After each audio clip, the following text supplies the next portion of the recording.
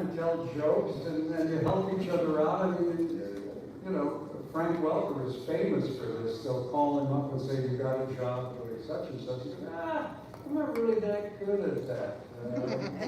Why don't they get so-and-so? He's really good. Well, so-and-so isn't with this agency, so the hell with him. Show him to do the job.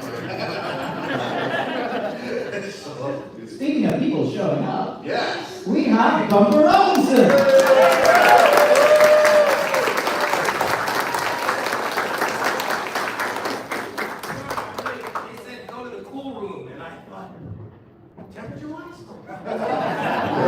Yeah, this is not that room. So Bumper Robinson's voice of Bumblebee, Blackout, Blitzwing, and Blitzwing, and Transformers Animated. So the question we opened with was, how did you get into voice acting, and how did you get into a Transformers series? I got into voice acting because my dad was a very stubborn parent. He wanted to make use of the fact that I would get sent out of my teacher's classroom for making weird sounds. He asked my agent about doing animated voices, and at the time it was mainly done by adults. So my agent directed him in saying that there was going to be no real work. Being a stubborn person from Cleveland, Ohio, he said, okay, sounds good. Put together a tape for me, sent it to Hanna-Barbera, and I became one of the Flintstone kids. So that, I was about 9, 10, I think. So that's how I started voiceover. I had been working theatrically before that. I did a Bill Cosby Jello pudding pops commercial when I was about 5. And then I went into major theatrical and did a movie called Cocaine and Blue Eyes, where I played O.J. Simpson's son. So at that time, those were really cool jobs. Time wasn't as good to me telling that story. It's different. Yeah, it's been an amazing journey. Certainly. Wow, working at 9. Yeah. 9 I was in my room sniffing airplane. So we are going to go ahead and open up the floor for questions. Go ahead and approach the microphone.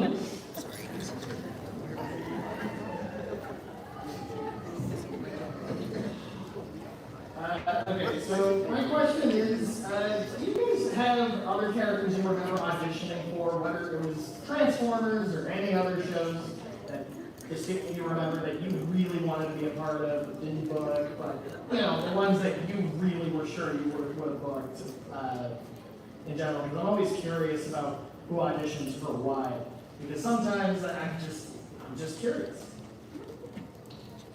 Well, for me, it's kind of like the Crosby, Stills, and Nash song. If you can't be with the one you love, love the one you're with. I tend to fall madly in love with any character that I get paid to do. There have been moments where I've just thought, what in Hades are these people thinking?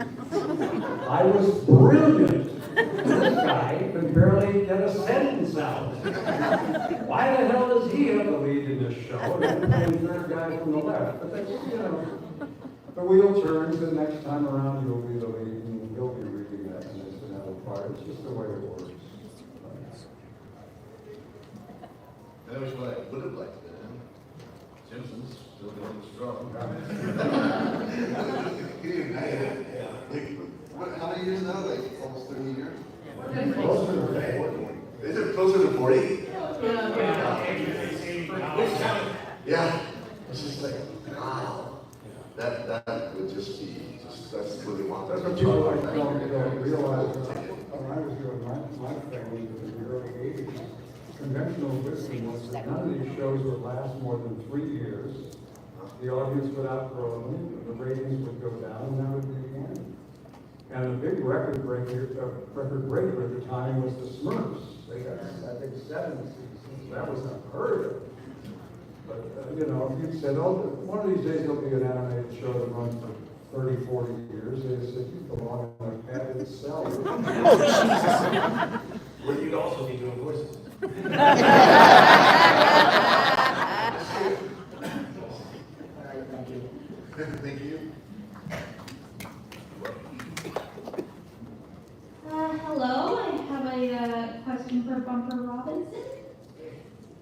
In light of the unproduced season 4 episode idea of Bumble Prime getting its comic adaptation, if you ever had the chance to voice over the Bumble Prime episode idea, how would you voice Bumble Prime, the adult version of Bumblebee? That's a really good question. I've never thought of that before.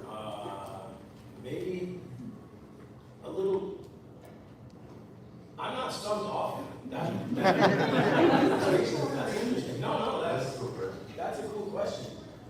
I like to look at, and I haven't seen this. I think I actually did see someone today whose birthday was. I don't know if it was in here, but I remember you as well. But this little guy, 10 years old, he had a Bumble Prime figure, I think. And it was the first time I'd actually ever seen that. So the way I go about it, I usually, if there's artwork available, I like to use, the artwork tells me kind of what the character sounds like. I actually do have artwork. Of course you can.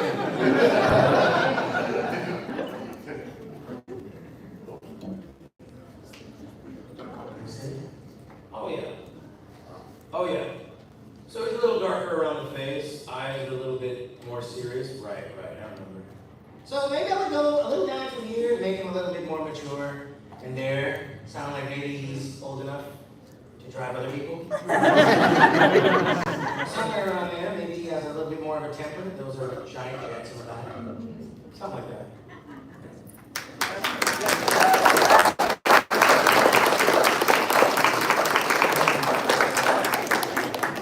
This question's for Michael Robson. So I am a huge Mega Man and Warrior fan. So, and when you showed up, I was like, that's Mega Man. So, how did you end up getting that role?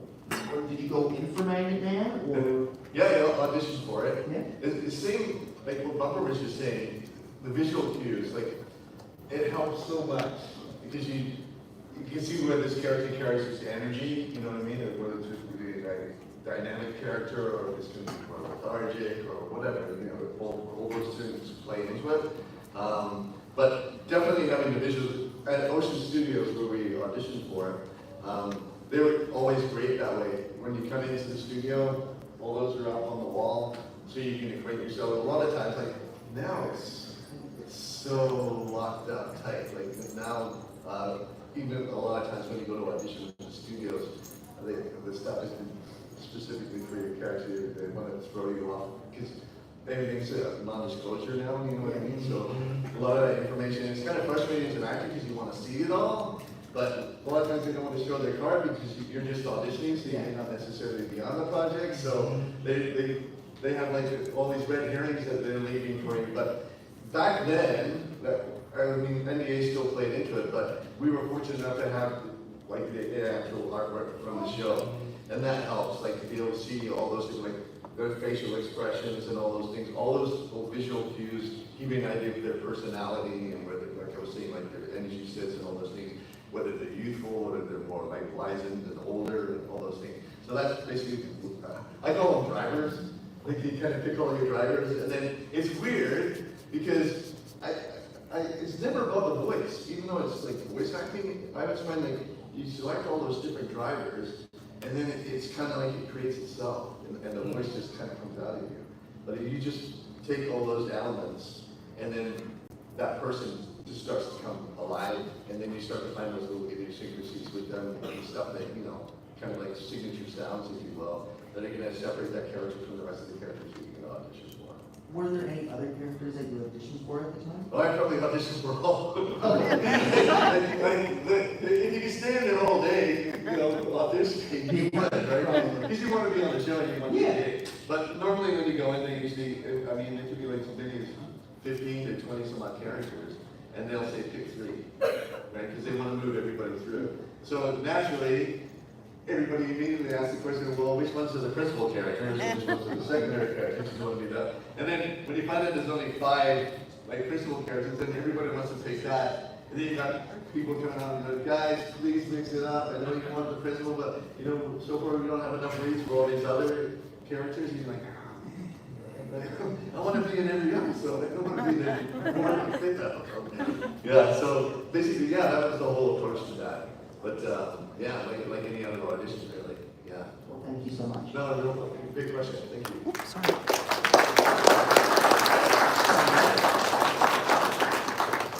Hi. What was you guys' favorite line you had to record? Just in general.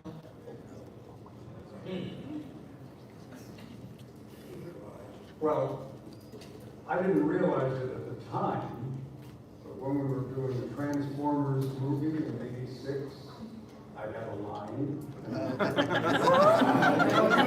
Thinking nothing of it.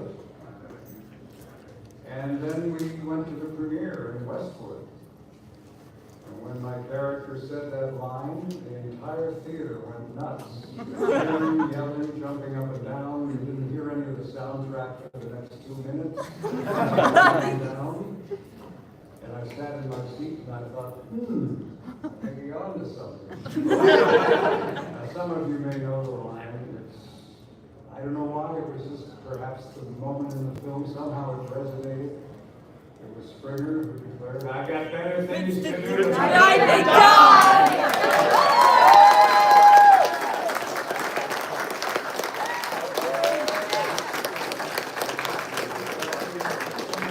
recorded the line initially, I don't recall thinking, oh boy, this is a keeper.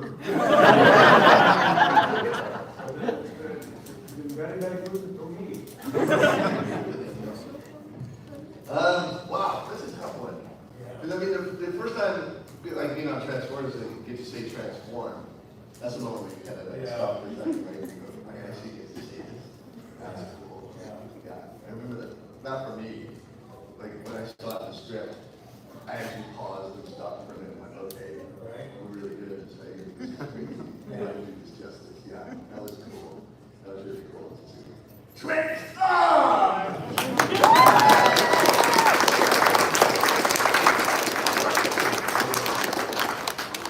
I guess mine would have to be, I don't remember if I ever said that. I don't think so, but I think I would have definitely remembered that. Hearing it around me was cool though, that did resonate with me. I would have to say, I did have a line that kind of felt the same afterwards as what you were saying, with Blitzwing, and that was when Random said,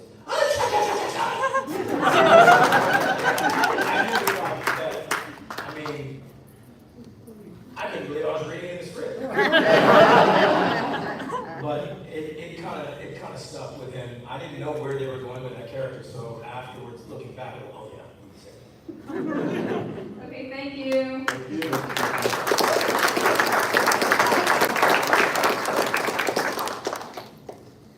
If it's possible, I have two questions for Michael Dobson, one normal, one silly. Okay. The first question is, I'll make the first normal one silly. would Armada Starscream be proud of the absolute lunatic he would become in Transformers Cybertron? Let me see. Give us some thought. I like to get a little wild every once in a while, sir. Sure. Yes.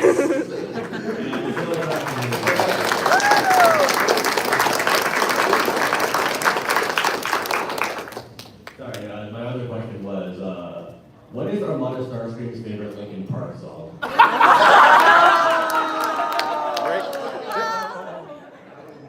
Breaking the habit.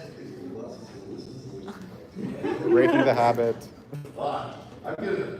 I can't do like, because I can't even think of a piece of music off the top of my head right now. Because I remember when I first heard it, I thought, wow, man, this is really cool.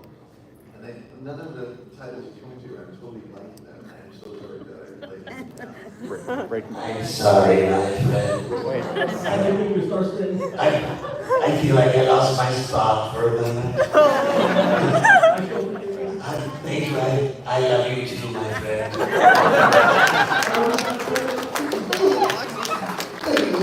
Thank you. Hey, just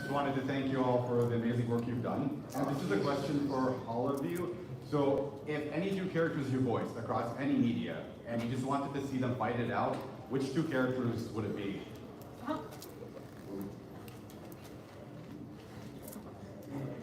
Across anything we've done? Yeah, anything you voiced. Just two characters you voiced, just to see them fight it out. Or just get in an argument, what would it be? If it was like Napa versus Python. This sounds better. Hello, nice to meet you, Mr. Napa. I'm gonna just beat the living daylights out of that little sick guy.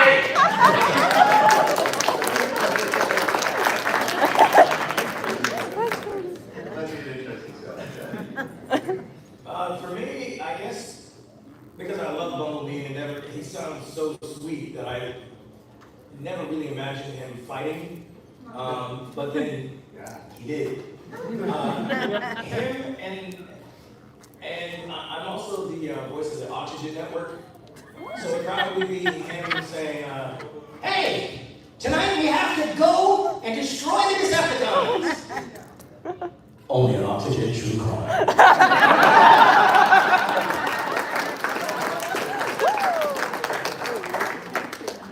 I got nothing, Val.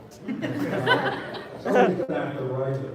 Han Solo versus Then I Springer. can perform it, but nothing's coming to mind, I'm sorry. It's all good. Thank you so much. Yeah.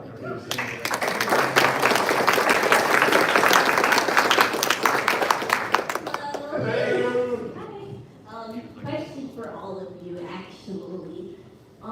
If you were to come back and voice like another Transformer, whether it be Autobot or Decepticon, who do you think you would fit the role for?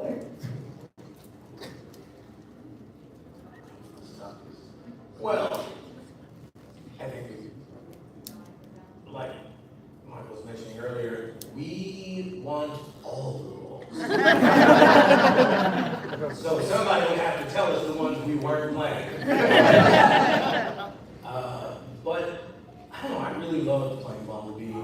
For me, auditioning for it, I did get the opportunity to read for a few others, and I was really thankful for the opportunity to play somebody as iconic as Bumblebee. So I would come back and play Bumblebee in a heartbeat. Yes, I would love to see that.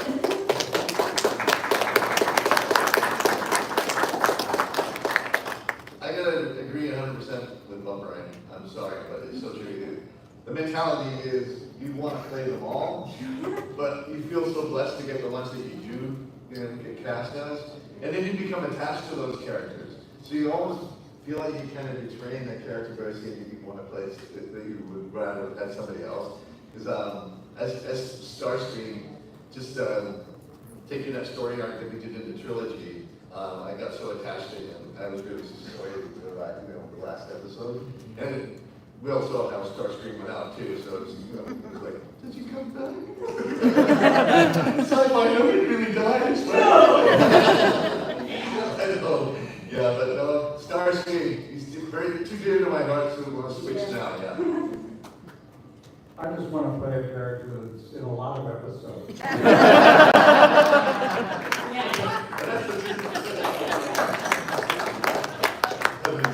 Thank you guys, you guys are awesome. Roll out. This is a question for Bumper.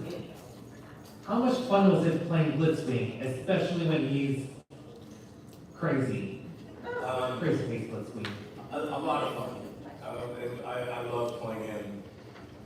It was stressful to read some line exchange between the three of them, and then, especially if there was competition with Bumblebee, but unlike theater, we could go back right after I messed up and do it again. So it was a blast. I loved it. Thank you. Yeah.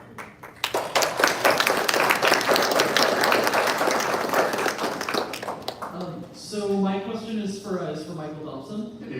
Hello. Hello. So nice to see you. So I'm like an aspiring voice actor. Like I want to be a voice actor, and one of my main goals, like kind of like a bucket list item, is to get to play Starscream in at least one piece of media. That's cool. So I was just wondering, like, do you have any tips for like the voice or like the personality, like how that should all be portrayed? I think we all would agree on it. It's like, sometimes you get these characters which can be real throat shredders.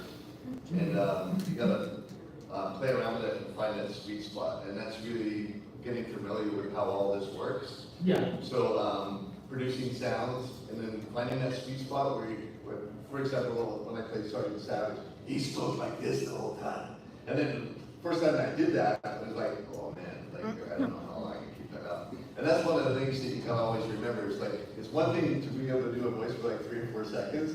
It's like, can you hold it up for like 4 hours, 2 hours, in a session? So it's really important that you really get in tune with this and how it works, and then be able to find those sweet spots where you can create those sounds, but not do damage to your throat, because the last thing you want is to have like polyps on your vocal cords and things like that.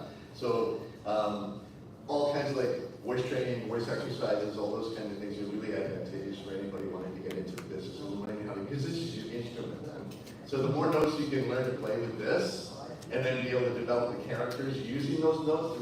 So in other words, you're the composer as well as the music arranger, and you're the instrument all in one. And so when you put all that together and you develop that, and that becomes your craft. So yeah. All right. All right. Thank you.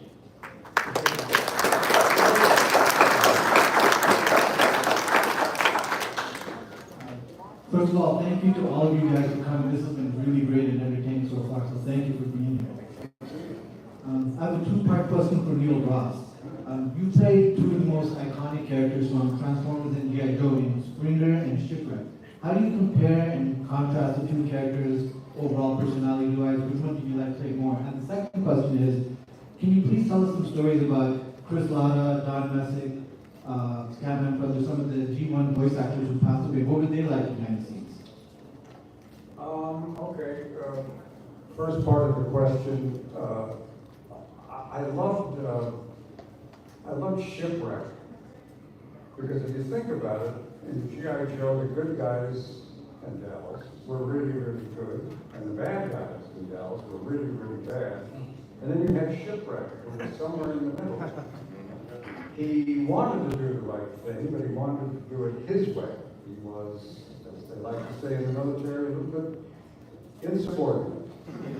And those conflicted characters are so damn much fun to play. It gives you a lot of places to go, vocally and mentally.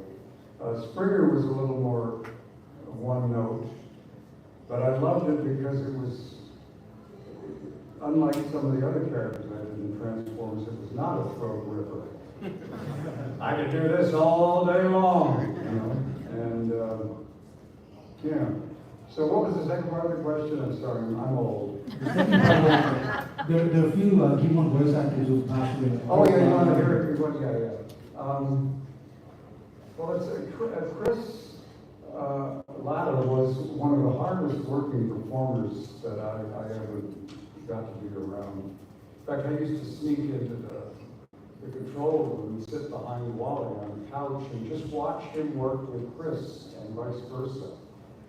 And Chris just put 100% into everything that he did. And he wasn't just a voice actor, he's a very successful comedian. I don't know. Sometimes he would use another name. I never understood. Sometimes calls himself Chris Collins. But yeah, he had a very strong stand-up comedy career as well. But I don't know why, he just seemed like a very troubled soul to me. He was always having problems with this or that or the other thing. I felt kind of sad that he didn't seem to be enjoying himself as much as he should have with all that talent. It reminded me of a line that Truman Capote wrote once, that every time God hands you a gift, he also hands you a whip. And it was intended solely for self-flagellation. And Chris, I think, was flagellating himself a little more than he should have been. Scatman was a delightful guy, a lot of fun. Who else did you ask about? Don Messick. Yeah, Don Messick, I didn't know him that well, but we worked together on a show called The Fender Bender 500, where Hanna-Barbera brought back a lot of its heritage characters. And I was playing Baba Louie, and Greg Burson was doing Quick Draw McGraw. Took two of us to replace one actor, Charles Butler. And I had always been a fan of Dick Dastardly and Muttley, and they were in the show. And I got to see Don Messick, a man now probably at the time in his 60s, making a very nice living by going. That was basically all the dog did, laughed at Dick Dastardly. And I had to watch, oh God, I was facing the actor who did Dick Dastardly. Paul Winchell. Yes, Paul Winchell, thank you, God bless you. Yeah, watching the two of them work together was so much fun for me, I almost forgot what the hell I was doing. But I didn't know Don that well, unfortunately. I do have a Scatman story. Sometimes it gets a laugh. We came in to do an episode, and Scatman had not been doing too well in the health department, and he was not there that day. So we were sitting around the table waiting for Wally to come in, and people saying, how's Scatman doing? Anybody heard anything? No, I haven't heard anything. Well, we'll ask Wally when he comes in. Okay. And Wally comes in. Hey, Wally, how's Scatman doing? Oh, he's fine, he's fine. You know, he's a crazy son of a bitch. Yeah, he called me the other day to tell me he was black. Yeah, I'm in my office, and he called. Hi, Wally, it's me, Scatman. I'm supposed to tell you I'm black. What did you say? I said, everybody knows you're black, you crazy bastard. I'm busy now. Go away. Yeah, he's been out of town for a long time, making a movie. And he didn't say he was black. He said he was bad.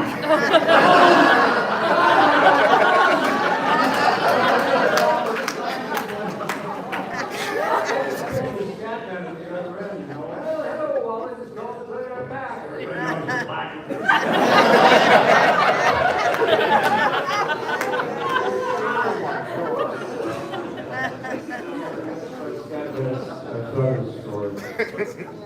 That was awesome. Thank you so much.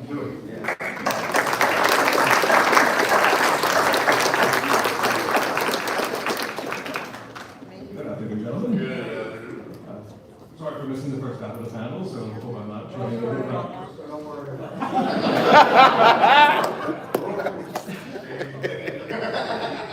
I just wanted to say thank you so much for voicing so many different characters over the generations, for video games, for animation, for television. You've voiced so many different characters for so many of our childhoods, so thank you. My question would be, for any character that you've played in the past, is there one of them that you would have done differently? And if so, which one?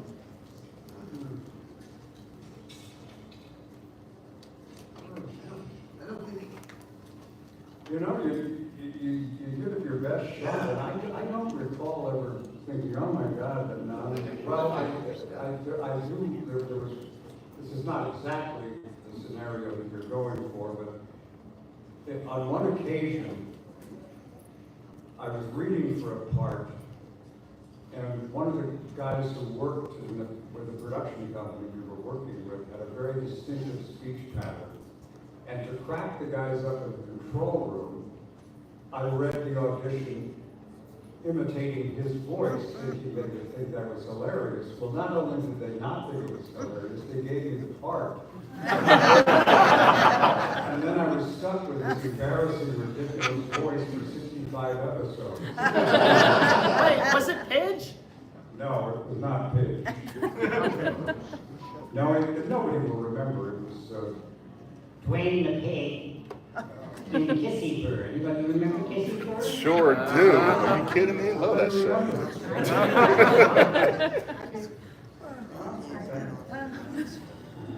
Mine's kind of the reverse. It's I had an idea for a character, and I remember, I'm not gonna say the name of the show, because those production people are still around, but I would like to work with them again. But it was one of these things where I auditioned in a certain way, and I got cast, and then when I went in, they wanted me to change it. And then, when they change a character, you embodied that character. So it's like asking for a new person. So you kind of like, well, you cast me because all the stuff that I brought to the reading and dialogue that I auditioned for, and they're like, yeah, we want to do this, blah, blah, blah. And so, for me, it was just kind of painful every episode that I had to go in and do because it wasn't how I envisioned the character, and this is what they wanted. And I thought the version that I brought in was funnier, and I'm not patting myself on the back or anything, but it's just one of those things. And it's only going to be funny because I related to it, and I could bring something to it. And now I felt like I was being forced to do something that I wasn't really firing on all cylinders with anymore. So then it was kind of like one of the.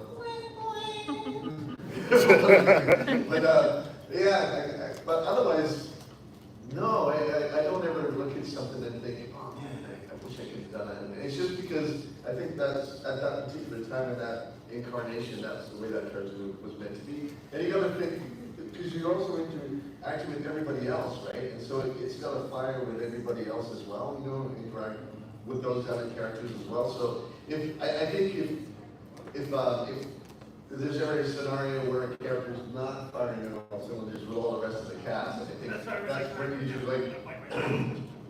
We may just take a minute before I go to record, Michael. This gentleman over here is going to be playing your part from now on, and I hope you enjoy what's in the lunchroom, and nice one. So what you're basically saying, if you went back to do anything differently, you'd fire production. Yes, I think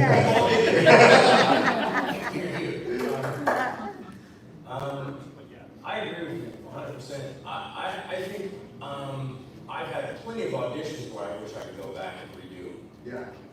But the job itself, it gets left there. We do the best we can. There are a million different ways to do roles. It is an art. Still, at the end of the day, we're getting paid for it. Everyone involved is getting paid for it. It's beauty is in the eye of the beholder, or the ear of the beholder, as it is. What we do. Auditions, yes, I would love to go back and change jobs. I'm pretty comfortable one-sided because I know that it's somebody else's job to tell me if I suck. So, and when I have, I've never not been told. So, I'm pretty comfortable leaving them there. Thank you, gentlemen.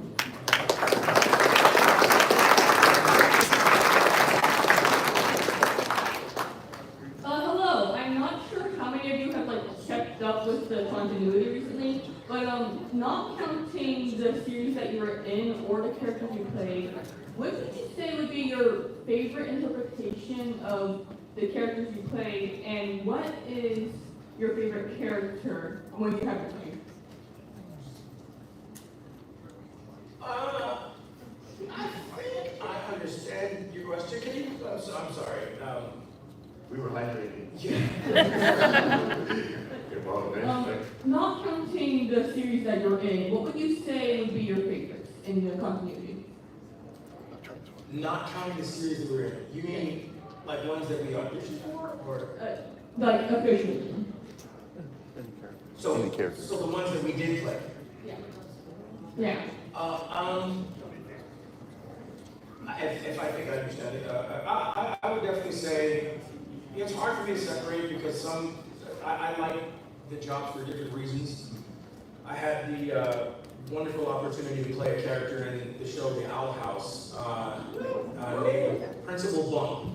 And I didn't know what the show was going to be initially because there were NDAs and but I did see artwork and I saw his name and I thought, man, he must be great. So I felt I wanted to get a character where we shared namesake. That was special to me. The show ended up being far more special than that. So with each job, I think there's something that we find commonality and something special to carry forward. I feel that way with the Transformers. I felt that way when I came in on the end of the Teenage Mutant Ninja Turtles and played Carter. That was crazy for me to sit in the room with the original cast of the Turtles. I felt that way when I did my first voiceover job, even as young as I was, working with Frank Welker on Flintstone Kids. Sue Blue played Dream Chip. Gordon Hunt was directing. There's something very special to take from each of these jobs, because I think one of the things I will say, having worked theatrically and worked voiceover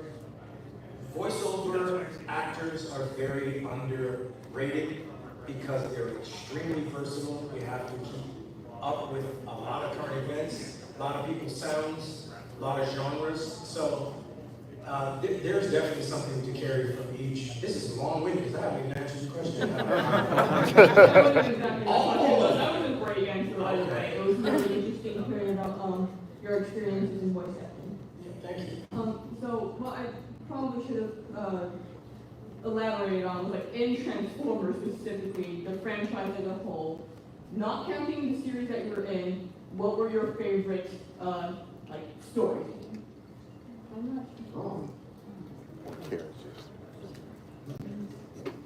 Including the movies as well, yeah? Yeah, sure, including. I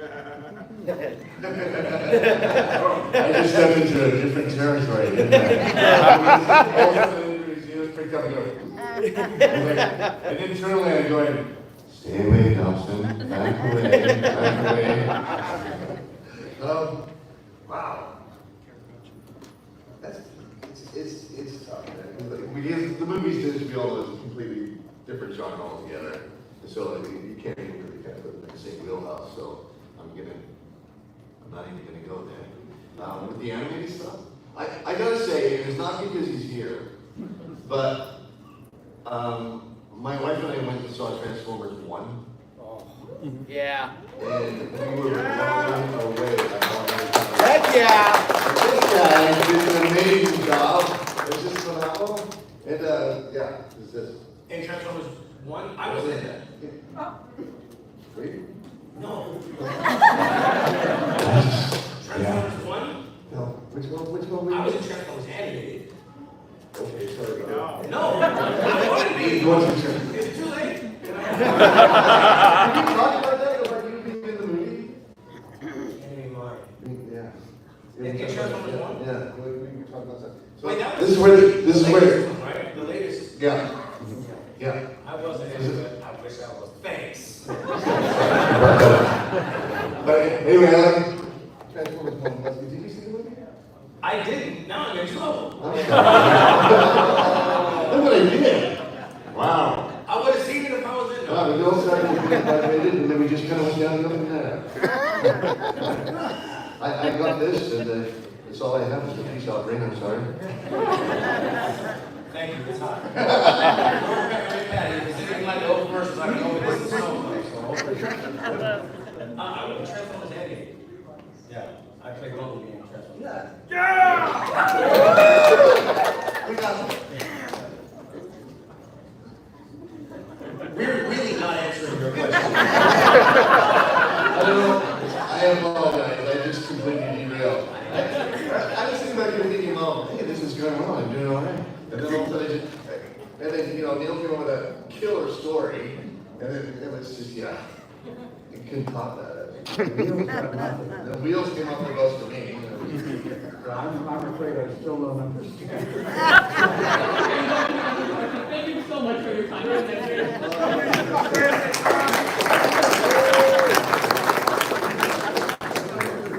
Release the transit card! Well, gentlemen, good afternoon. Thank you for coming.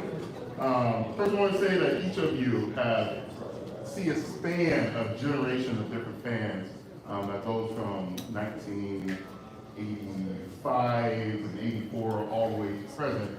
Each of you have brought different amounts of coolness to characters, from your Springer and Shipwreck of the hard-headed, cool sailor and the Han Solo-like soldier of Transformers, to you have redefined what Starscream was, from the backstabbing coward to probably one of the coolest versions, reimagining of the character that the franchise has had. And you have brought Bumblebee where I was standing in line and I heard a young man, different culture, excited to see you because you were here in Bumblebee. So you guys have touched a range of fans who look as a rainbow of the people we have in this room. And for that, I thank you as a fan who has been here since the very beginning.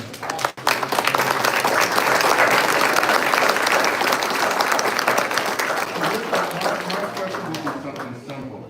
How does it feel to know that you have touched so many different people in so many different generations and cultures, the way that you have with the characters that you now embody, who you are now forever will be known as those characters? I mean, you, sir, I can't read a comic that has a character Springer and not hear your voice in my head when I read them.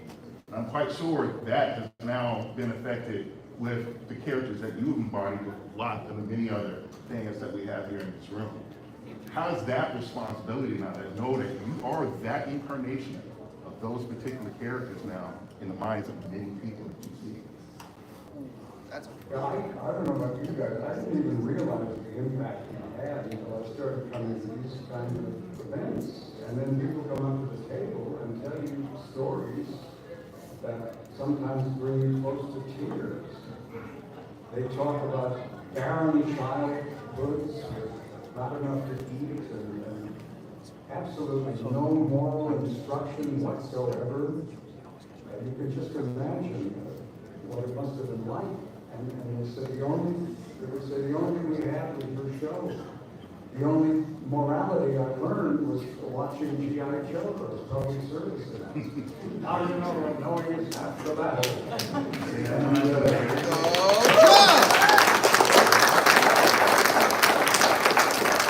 They talk about coming to these awful backgrounds and that somehow the show gave them some kind of an anchor to cling to. No pun intended. Some of them joined the Navy because they like shipwreck. And they come up to the table, you know, I joined the Navy because of you. And Jesus, I hope it worked out. It's very humbling and very gratifying. My first business was, you know, my liver's going bad and they're turning the lights out. Anyway, my first job was radio. And, you're writing on water. You know, the minute you're off the air, it's all gone and forgotten. And you leave almost no trace behind, whereas to have these heritage characters, for me, it's just wonderful. That was a great example. Writing on water. Wow. I think we all agree it's like, this is it right here. Coming to the conventions and meeting all you guys. That's really hits it home. To hear everybody's stories and what it meant to them growing up as kids, you know, watching the show. And I remember myself, like the shows I watched when I was a kid, and how that inspired me, and how excited I got to have that show on the TV at that particular time. I was completely escaping there, and didn't matter what else was going on in my life, you know, whatever's going on at school and everything like that. I was like so happy in that moment, and just taking that in and being entertained and being transported somewhere else, and how much you love those characters and you would identify with them, right? It's very cool. Then you go to school and you talk to your friends about it, and then you start sharing the memories. Oh yeah, I saw that episode. And you share it between it, and then yeah, and to now be in a place where people are saying, hey man, like I watched you when I was a kid, and you know, thank you so much. And, yeah, it just really, it means a lot to me. I think like this con's over, and you just feel so full and re-energized just meeting everybody here. Like this camaraderie and just all that fellowship of everybody being together and having all similar interests, you know what I mean? It's like here we are, man, this is our tribe, like, and we're proud of it, and you know, we celebrate this together. And so, yeah, thank you. This is just amazing. It's just such a symbiotic presence.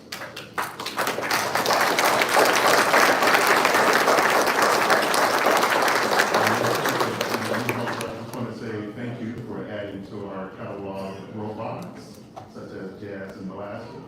You know, now we're adding to that little extra spice to the character of Bumblebee that many of us appreciate. I appreciate it. Thank you very much.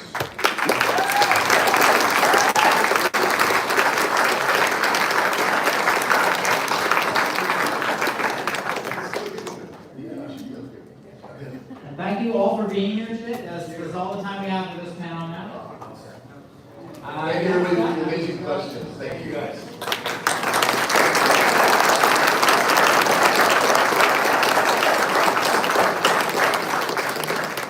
And next up, we've got our third-party product panel.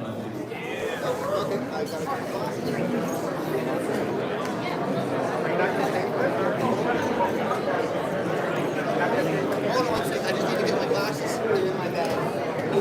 I can't see without my glasses. Yeah, I'm good. I wrote this. A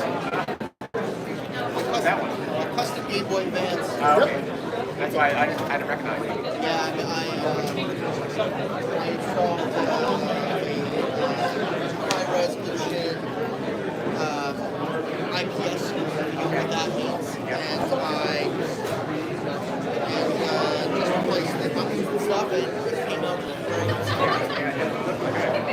I made it specifically so I could play my childhood copy of the Minish Cap. That Legend of Zelda Minish Cap. Okay.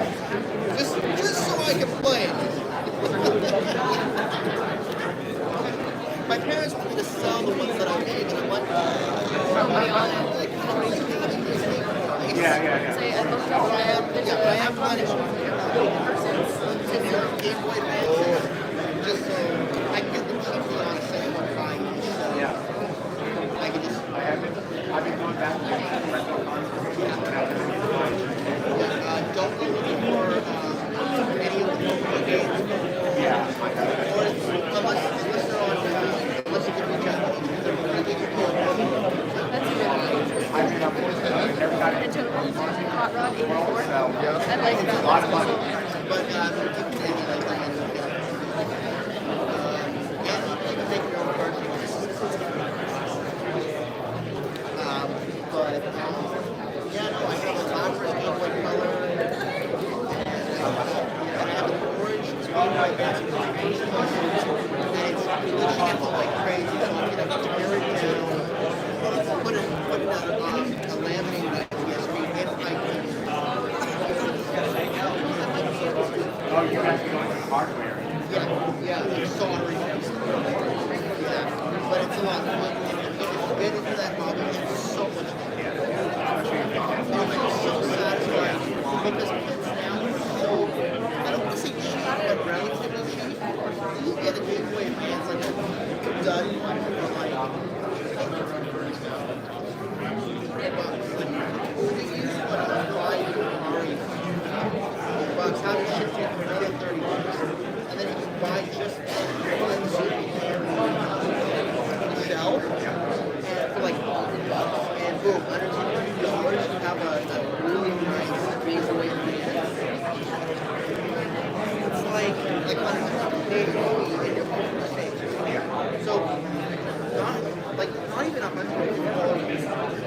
maybe less, maybe close to $100 and you'll have this one. Yeah.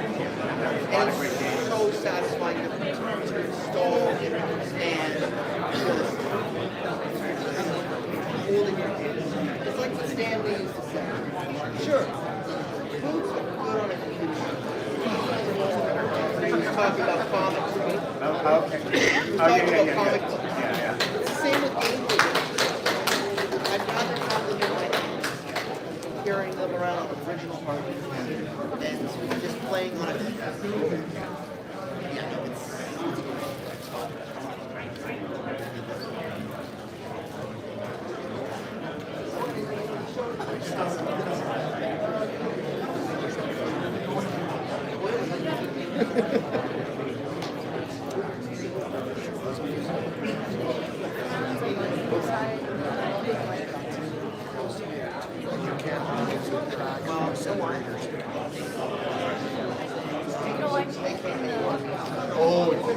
that would be, and a plate could actually come down below.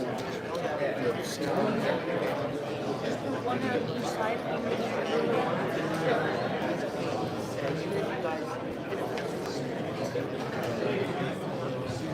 It's not.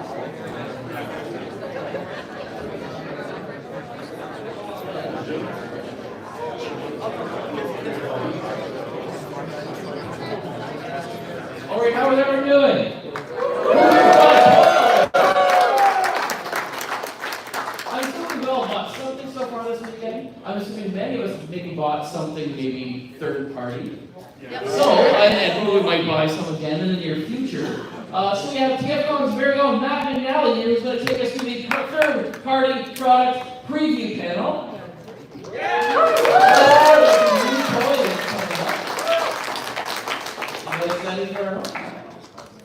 How's everyone doing?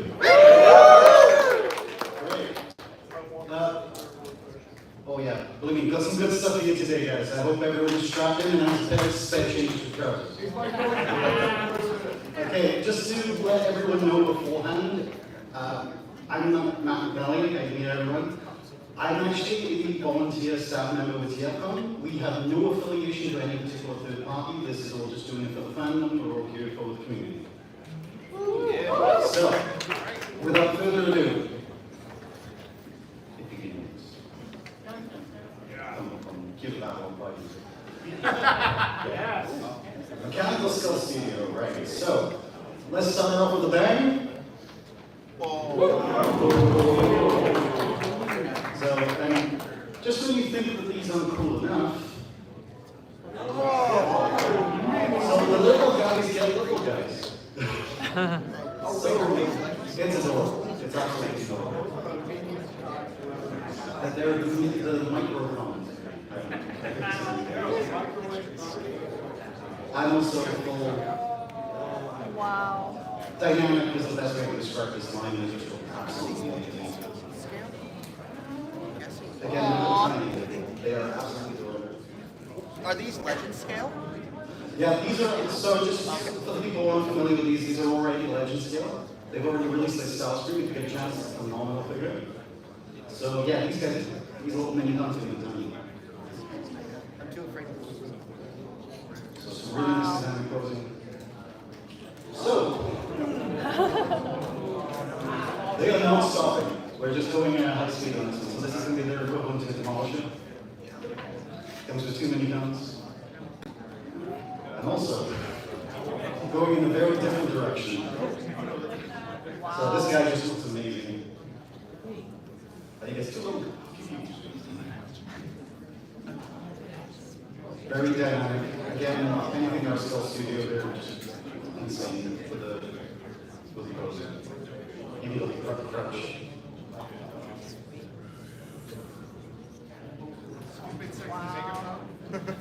I like how he has a knife coming out of them as well. So it's a huge stab, Also, the turret is fully movable. So, oh yeah. So, it looks absolutely phenomenal. What?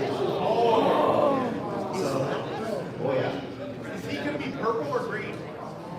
That is spoilers. So it has his missiles, and they scale very well.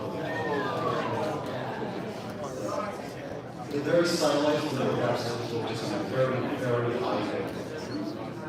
Excited about these. As you see, also, again, the same kind of dynamic posing.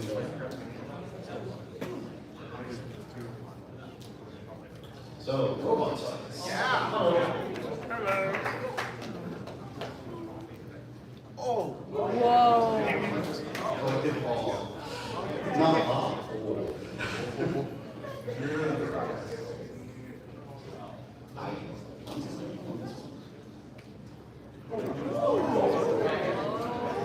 So, everyone's going big.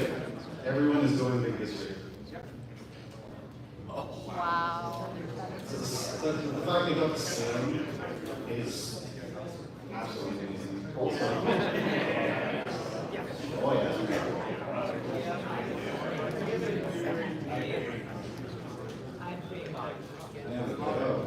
nice that they got the moving heads included. They look absolutely amazing. Also, optional head, you're not stuck with the moving head. Yeah. But let's be honest, we're all going to be used to moving head. In that case, you might do. So he's looking very, very sharp. He's great. Sorry. He's not just good. He's great. So yeah, like, they've even got the people staff. He looks Really nice articulation of both notes. It looks like he's worked out a Disney movie. This looks great. It's sort of a propulsion stream. Yeah. So yes, we're definitely not slowing down with these scores. Again, changeable heads, changeable claws in this instance, and expressions. And you also get much between equals and polarized. He has the yellow and the red visor. Like, just look at the texturing on that. That's just absolutely insane. Again, they're not slowing down. So this is essentially going to be their sandstorm.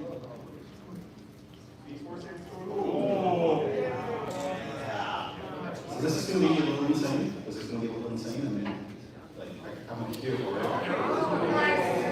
So this is the B-drill, otherwise known as Boston. Wait, what they call it? Wow. Yeah. I had a bee drill that color. I think he was sick. So again, the way the thorax goes down looks great. Very good.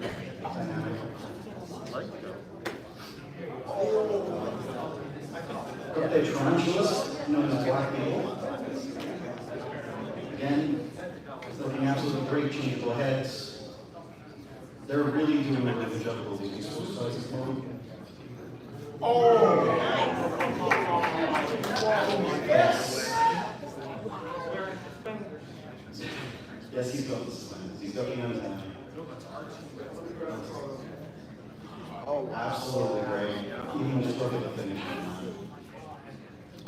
So these are obviously renders, but this is probably the biggest done. So he's looking great. I'm loving the articulation on the legs, on the crab legs.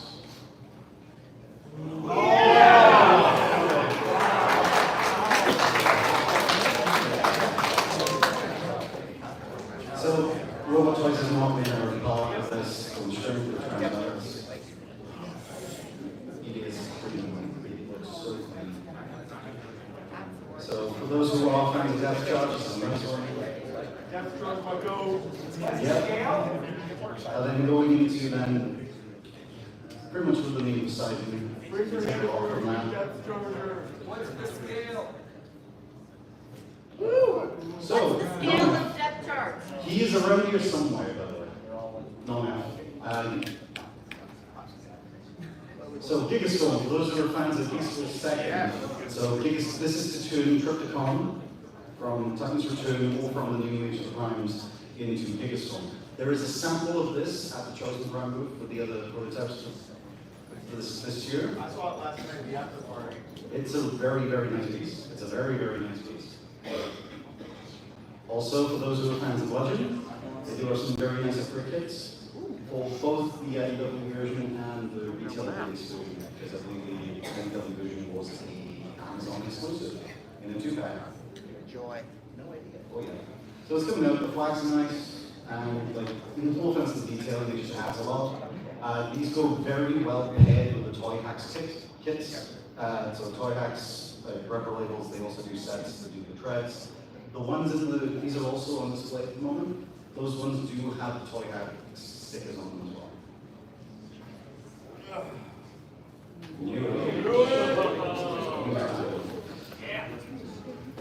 So, we'll let some fun. So this is their animated graphic. Very nice.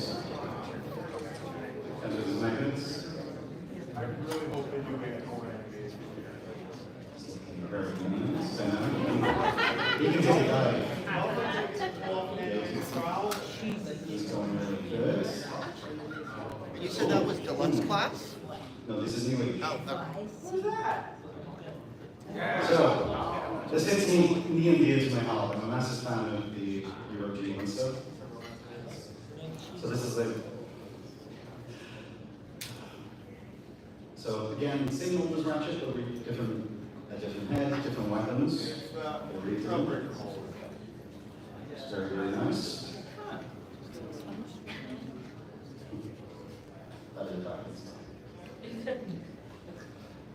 But the yellow pops, because let's be honest, New Age, when they've been doing yellow figures, they've been really knocking out of the park. Because yellow is a hard color to do. So it felt like. Looks good. Again. Okay, so. So, hope everyone's strapped in.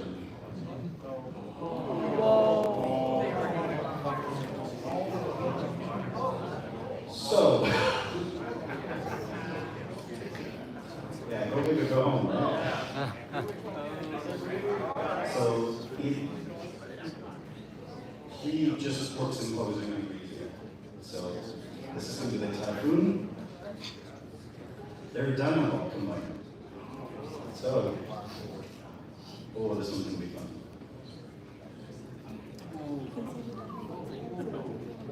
Oh, yes.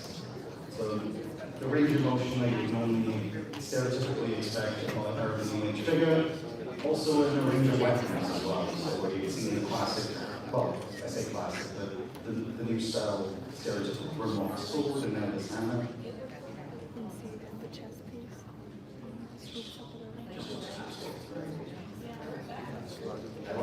I love the fact that the design has like toes for like claws. I can imagine multicolored. And look at this. I was gonna say. And a shield. Oh yeah. This thing's gonna be great. I can't wait to see this going. So craft screens. Okay. We're gonna have some fun here. So this is a new Legend scale set. These have been floating around online, but I would recommend checking these guys out. Two of them are released at the moment. So we're dealing with their afternoon. Is this the same company that did the... And then this is then looking at their Scattershot. Very, very nice design.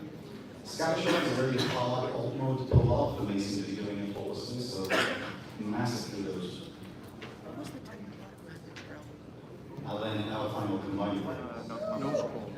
So he is looking very, very nice. I'll say the one for the production. Oh, yeah, that's it. Yeah, that's it right there. So this is, they're going to be released in 2 packs. This is after doing a Scattershot. Oh, I'm putting it wrong then. Even got the using with the turret mode, which I know is daft on the original toy, but this just hits the right point. I love the original toy too, but for the record. All the guns, all the things. That's, I still can't get over using the turret mode. And then, yeah, it's great. Yeah, that's what I'm talking about. It's really, really nice. This is their light speed. Very nice. Again, obviously not final colors, this is the prototype. Huge range of motion. And you can do cool poses like you do from the comic books. And as you can guess by the hand, these are all legend scale, by the way. But it is a very clean album. That is a rarely clean album.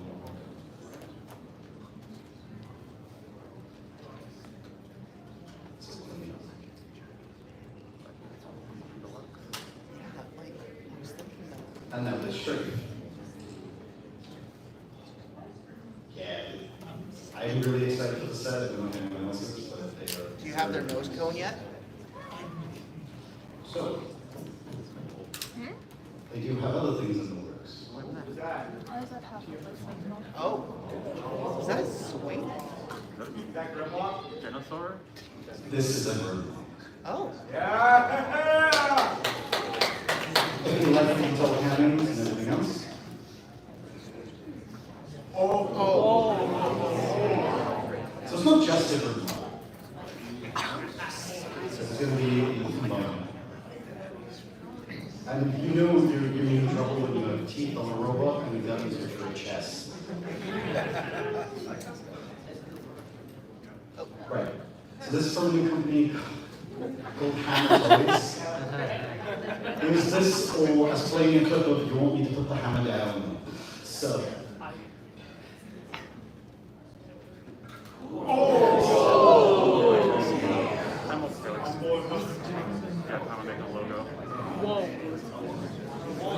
So as you can guess,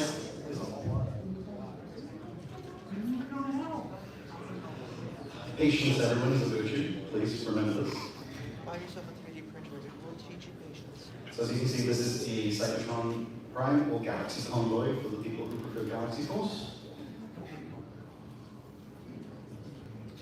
Very nice to come together.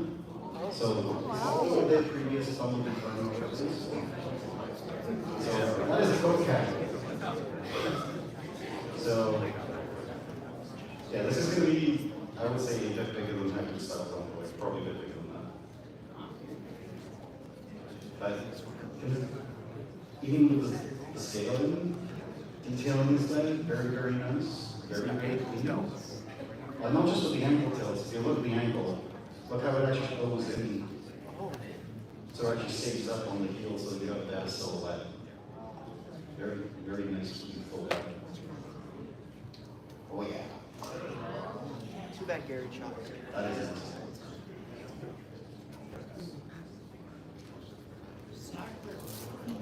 Oh, I wonder what his arm is missing. Oh, I wonder what that could be.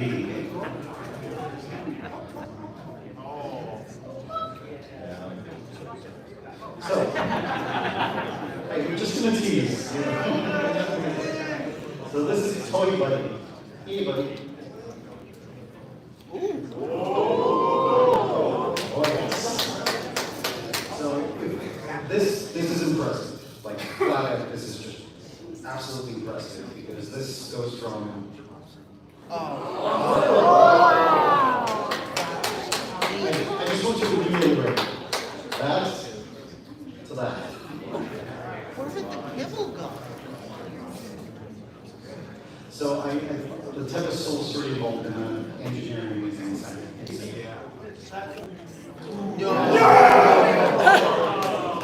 For our resident experts.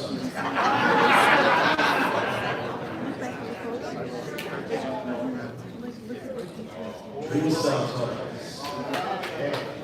Where does the kibble go? Wow. Because everyone wants to see it. Oh, why? This is a bone crusher. He's very clean. The silhouette is very nice. Bone crusher is usually a little too bulky with cables, so I'm liking how they're making this work. Oh, wow. Very nice. Oh. Oh, That's wow. what it looks like at the moment. And obviously you've got a couple duplicates of different rooms because of most big releases on thousands and millions.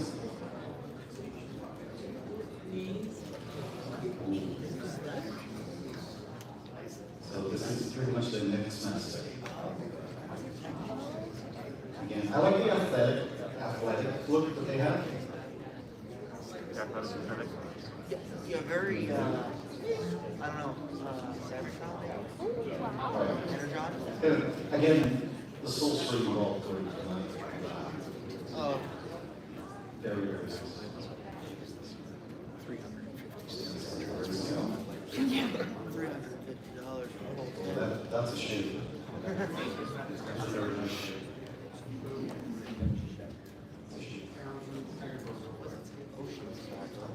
And also heel support, which is very important for combiners. Yeah. There we go. Wow. So looks really nice, fits into the silhouette really nicely, and also doesn't hinder its leaning too much, which is a really nice option. Yeah, this thing's gonna be a piece of for this. Studio One. Yeah. Studio One. So as we know, they are very, very intense. Yo. Wow. So when you want closest thing to like a golden age or a shattered glass, take your pick. But more of a golden age.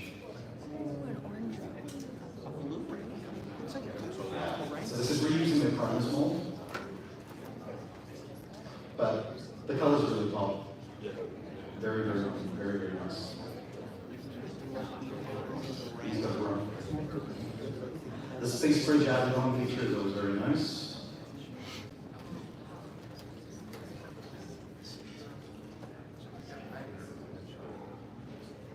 And fully articulated hands and everything else. I'm not sure for those who would prefer this as like, hey, this is Cybertron's Golden Age, or oh, hey, it's Mars. not quite Unicron colors, so we'll call it SG. But again, it is really great execution, great craftsmanship, as I was expected from City Sound.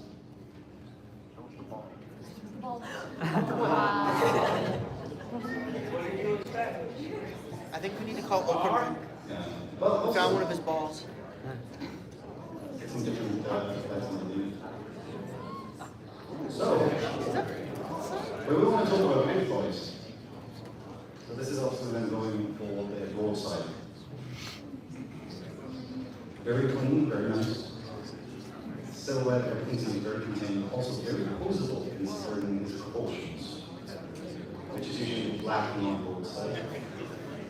And this is nice. This is a very nice balance to try to make two very, very weird electronics work together, which is always an issue with broadside because usually one of the two suffer.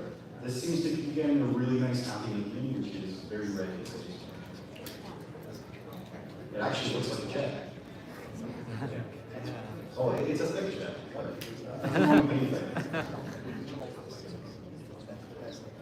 Really nice carrying mode. Really folds up like get that silhouette.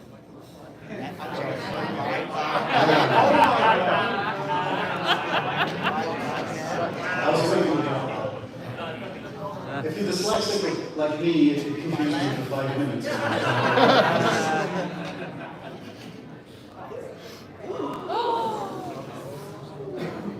Oh yes. 12 centimeters. He's a small boy. Oh, that's Oh yeah. For the edge lords, we do remember you. So it is to be in both regular scheme and nemesis. Very nice. It is clean though, right? That is a very, very clean mode. Considering the size. Absolutely great. Even though not so much on the back and the rest of the kit leather, very nice to you know what? I wonder if they're. Oh my god. They're not going to stop that. Ancient fire. Otherwise known as the jet fire.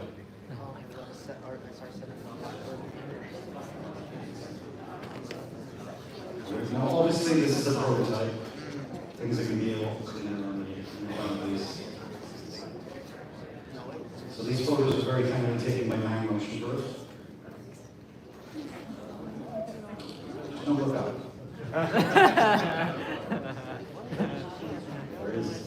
Very impressive. And the size. Wow. So they're actually in scale, which is really impressive.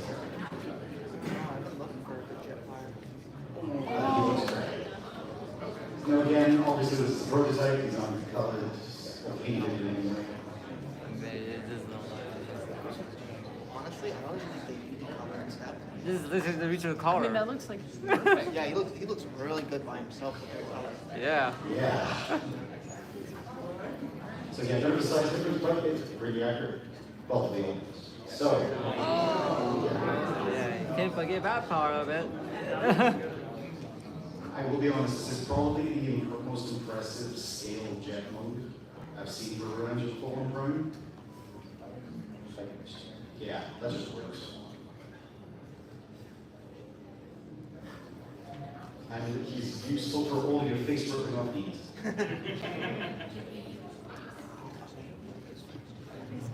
I'll just watch him rotate for a bit.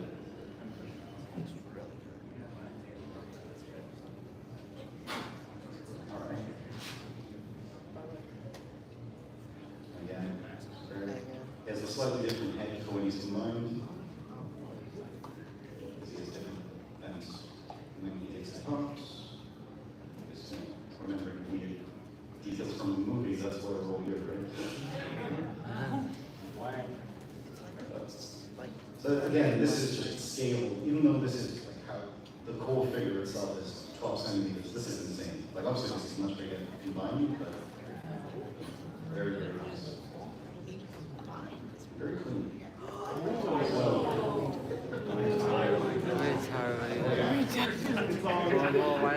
They're very on point here when they use this one.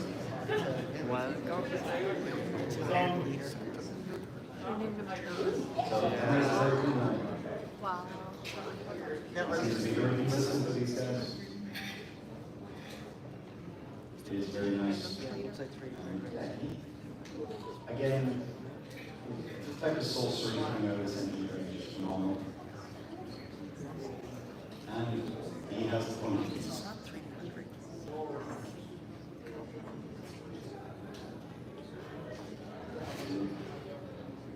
Yeah, that's the short way.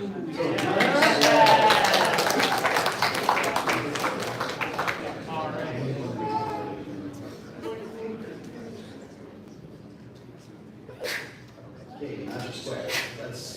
Let's see some magic. He's a small boy. He's adorable. So, if you thought this was adorable, he is dynamic. He puts up a good fight. So that was stuff going.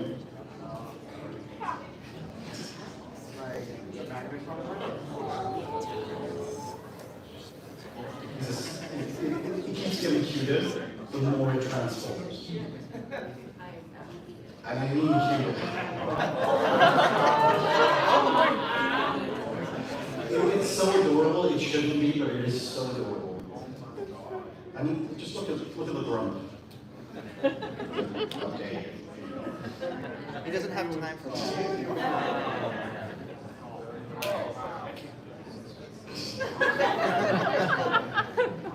Just think of it as Magnus in a stroller.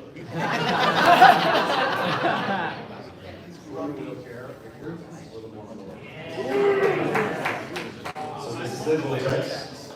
Where is he? Very clean, very animation oriented.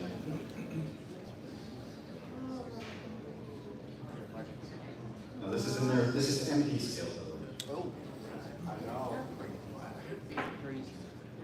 Oh, That's an average. But you can still make that work.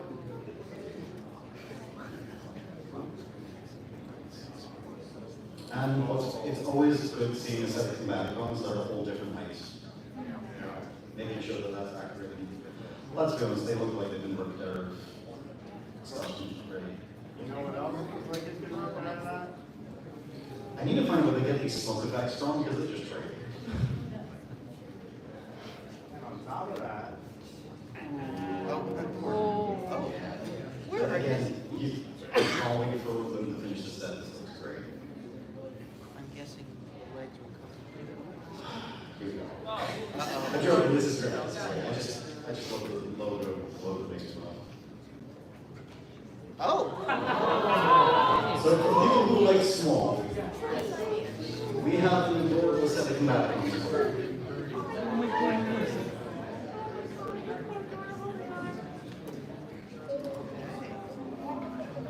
Yeah, cheeky combaticons. His name is Rudy. Yeah, very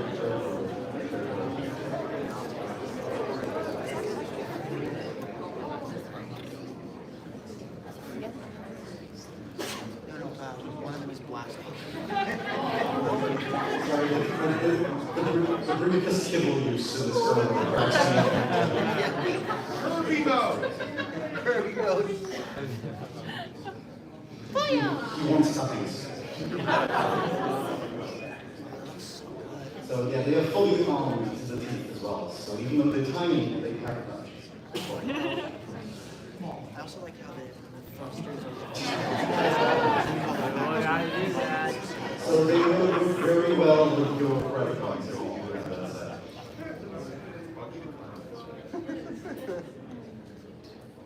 Let's look great for mine. It is cheap, but works very well.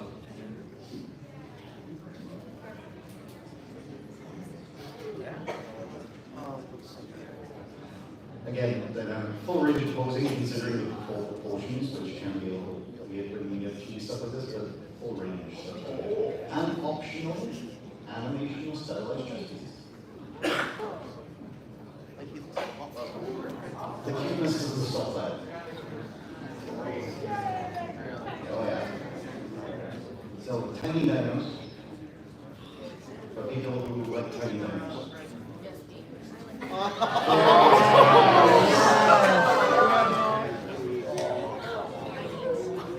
It looks like a little ducky. Yeah, he does look like a robot. Speaking of robot,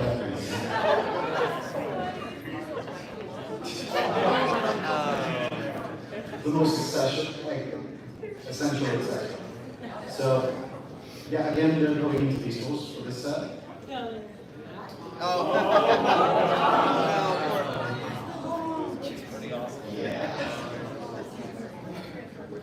Oh, that's nice. Yeah, they work very well. They work very well.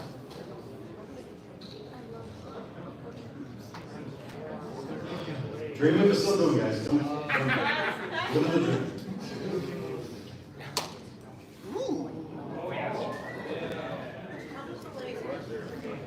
So, this is the roll-up. Oh. Wow. So it's considerably smaller than he's a very big class. Oh, I see what they did. Yeah. So this is meant to be a companion. Yeah, there we go. Because you can fully combine with Legacy or Legacy Evolution or the other Legacy. Oh, I thought this was for their version of Megatron. So fully combinable with options. With options. Can he come in with a tiny bit? Completely. Which is adorable. Which is adorable. Everything's small this year. Everything is small.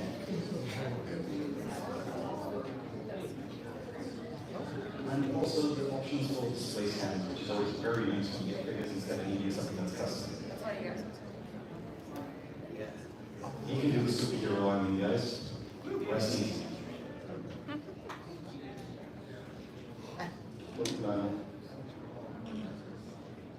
Oh, they're pre-order exclusive. Sorry, this time. So the jets are actually going to be pre-order exclusive. So if you like your small jets, get pre-ordered.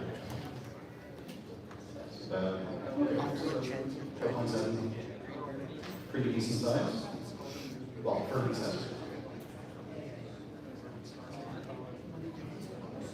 And you can still do full ship mode, so that's nice. And he is fully compatible with that ship.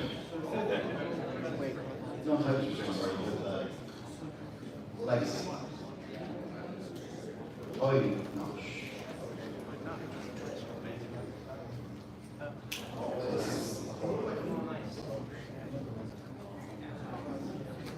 Very highly articulated figures with a lot of accessories. With very, very nice finish.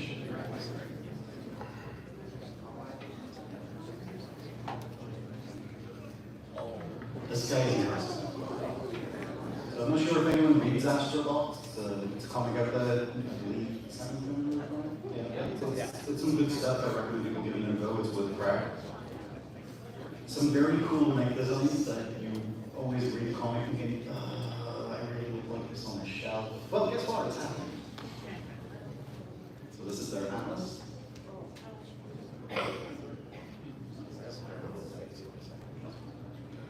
Anything with wings and a sword for robot-wise just wins. There we go. Getting some MMC. Right. So this is a Paradise, which is on sale currently. This is one of the exclusives for the show. Oh, sold out. Well done for everyone involved. May the odds ever be in your favor in the aftermarket for people who do. But also remember, for MMC exclusives, make sure to check out Planet Steel Express a couple weeks after. Usually all the exclusives can go up on their afterwards as well. A3U as well. A3U. It's cool. Looks great. Two different options. The blue just really pops.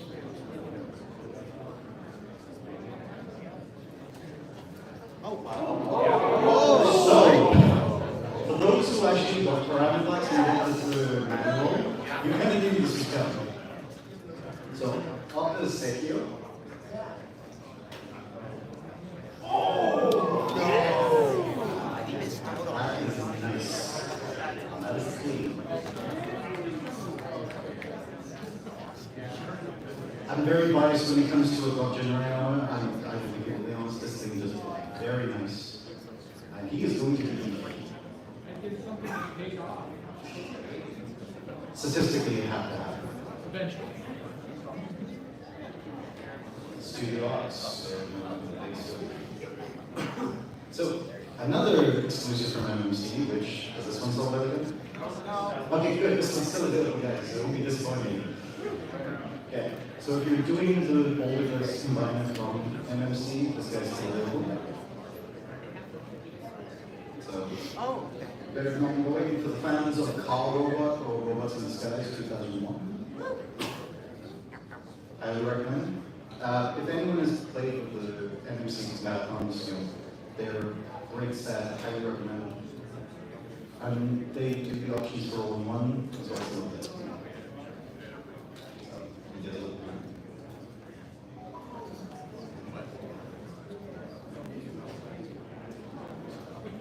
What's good is as well as this fourth option here isn't using any kibble. This is all built into the line.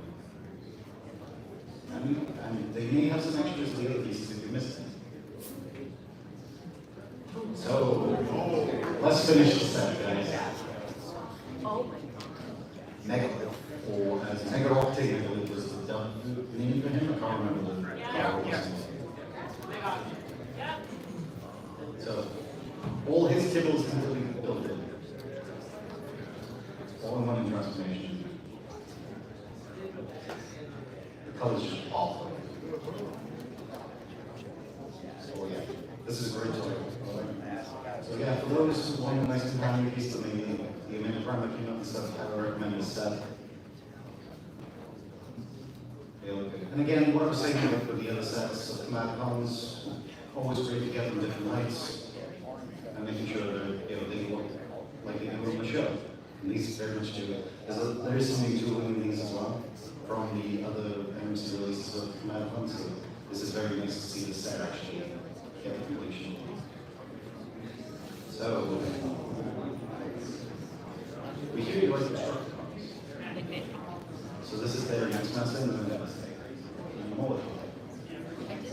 again, this is all built in, like MMC stuff, completely built in. Even the thigh portion, all built in into this toy.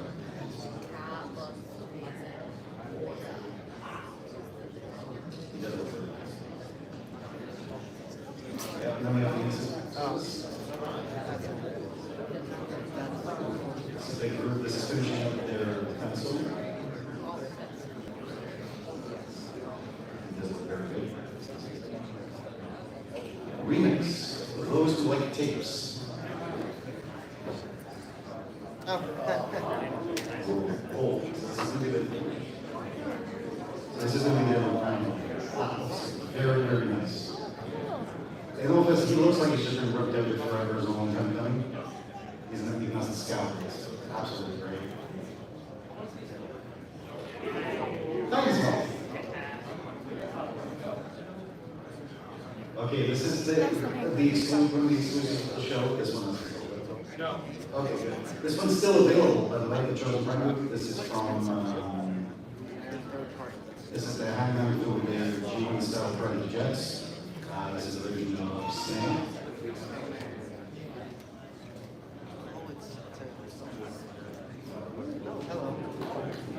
So for those who like miniguns, they stated to you when I was out previously, this is the official version, so I mean the Dark Star Saber. So it combines up pretty much like exactly like the previous release, just a different thing. And now I'm going through their review Thunder, which is fans probably be on all of the new GI Joe vehicles. They're actually really good. We have a few on display at the moment. I will be honest, guys, I don't know enough about GI Joe to know which vehicle this is. Cobra Fang. Cobra Fang, thank you. I grew up with action figures, so that's all I'm going to say. Yeah.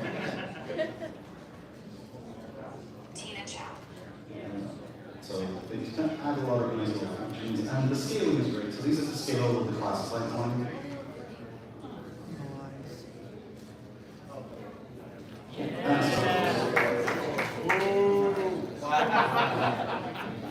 Someone's thinking it. Okay, guys. Almost there. This is a long one today. Do you know the boom charger? Or otherwise known as turbo. That's a nice expression going on. Very clean on working doors. Working doors. There you go. Looking really nice with a nice silhouette going on with them. So, included. So this is their version of Strafe. Yeah. So that would imply something else, everyone? Yes. Great. Very good. Got the old mode down to the T.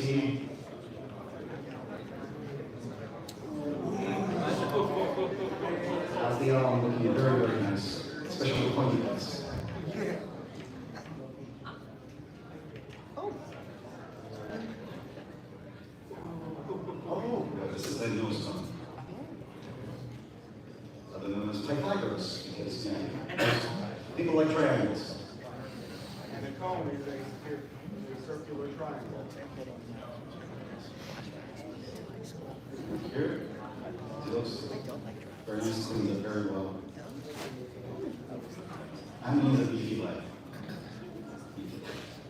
Is it just me or did the drill was bigger So, than the previous? It might be in this is the Calatrava, which is their bongo. Dynamic posing abilities, and nice use of cleaning up the wheels and the silhouette as well. Great. You creates the wheel and shoulder position on the animation.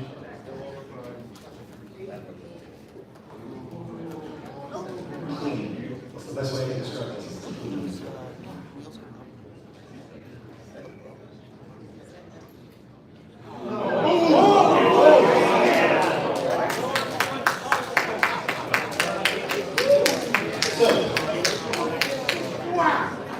Horses' demise has been greatly exaggerated. For those who want a buddy who is the same height as them,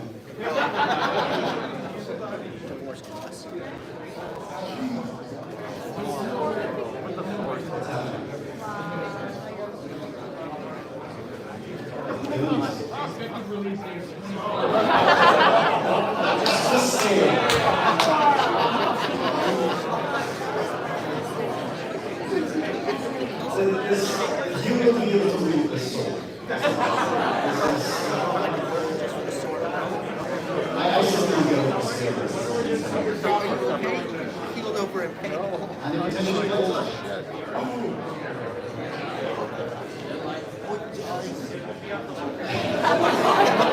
Very much sheer scale of this part of everything said enough. So he does have also. I'm also done. We have the call. So it's good that we got a proper with this. He does also have a spaceship cruise mode.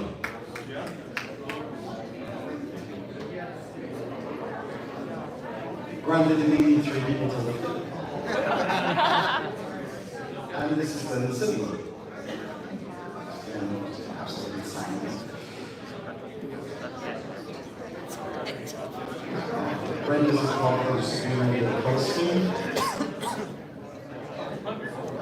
4 feet tall. That's 127 this year. That's all. So I want to say thank you to everyone. Thank you very much for coming.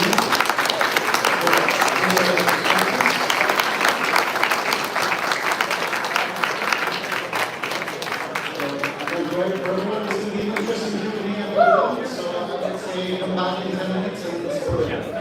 Thanks again.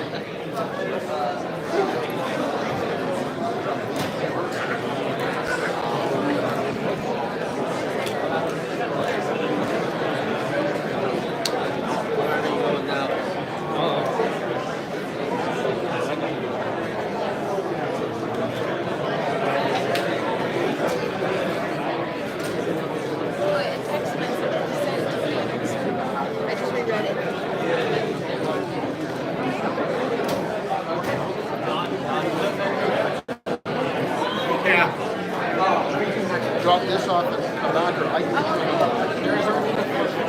It's okay, I get to mix that all the time too. I'm like, how big is the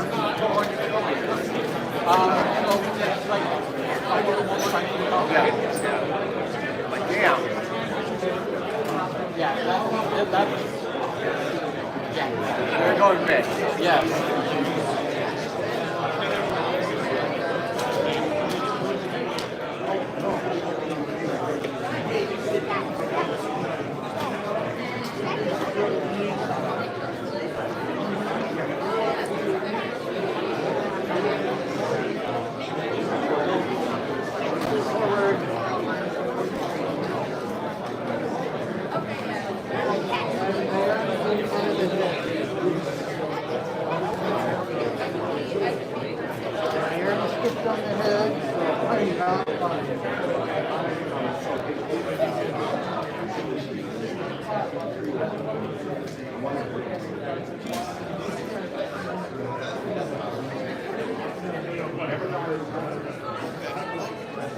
Is that your book? Yes. Oh, okay. I thought maybe the young lady that was there before left. Yeah, I'm holding a seat.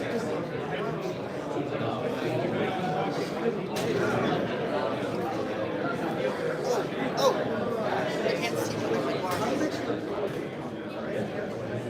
Yeah, everything's blurry. They're on top of your head. I know, but I literally took them off just to kind of rest, but now I can't even read the I can barely read the chosen rhymes. That's how bad my eyesight is. And now, perfect.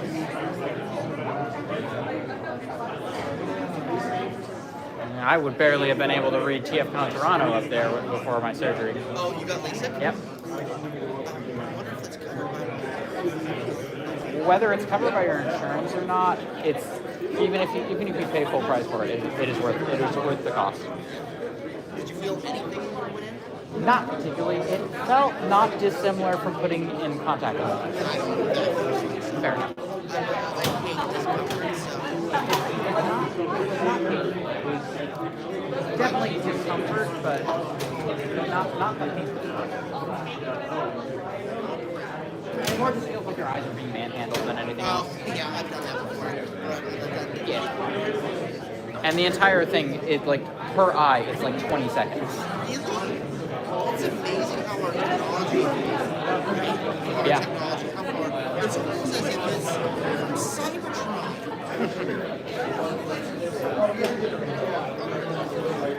I just need to.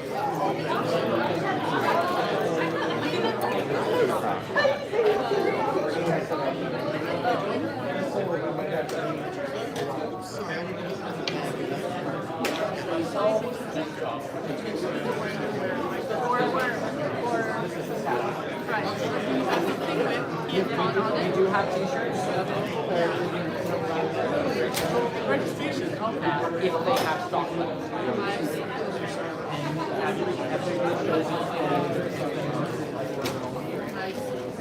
But I don't know about stock. We may have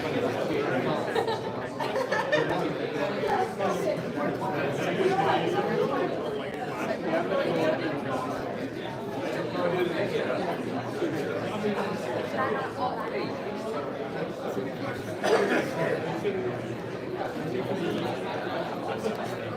God!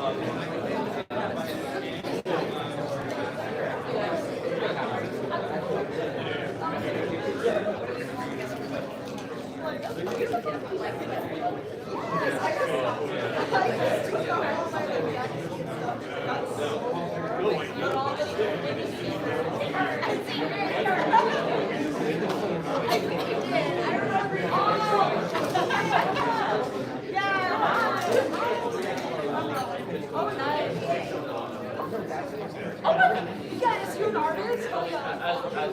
Oh, you're on Instagram. Okay, don't say that. That's fine.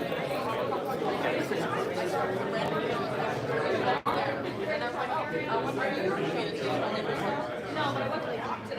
I'm at Seneca right now. Yo, that's so cool. I might be going back to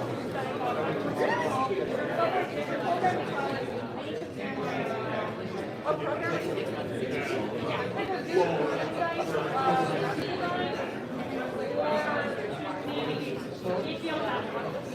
I might also go to I know this stuff on Orcad, but you know what? I don't want to my because I mean, what's the future of Orcad?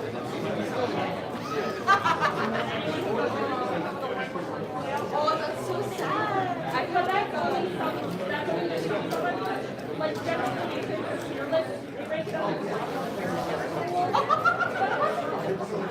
Like Orcad is always seen more like a local spot, like what indie artists who are like trying to stay local, but not really like as much like out of town or like yeah.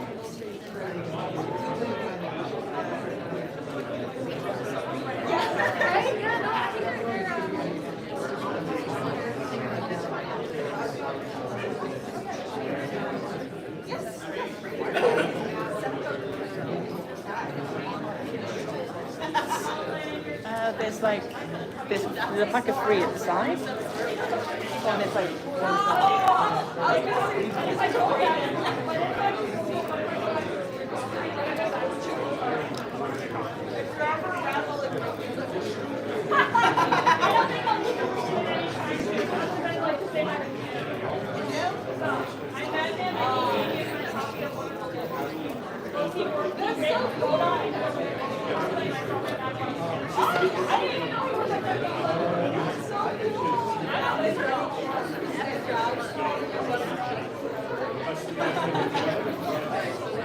Yes, he does, which is kind of yeah, no, but I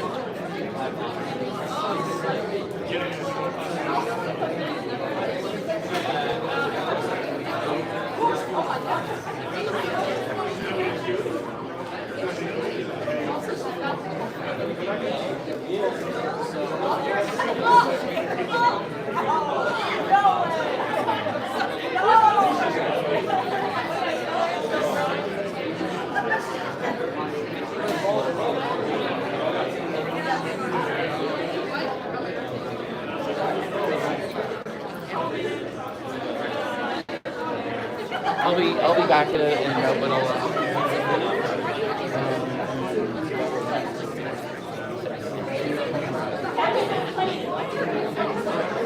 See you, brother. If I could have everybody's attention for a moment, please. Just wanted to announce that the silent auction today will end at 6 p.m. So you've got about an hour and 2 minutes-ish to fill that in. That's all back there on the back wall anywhere.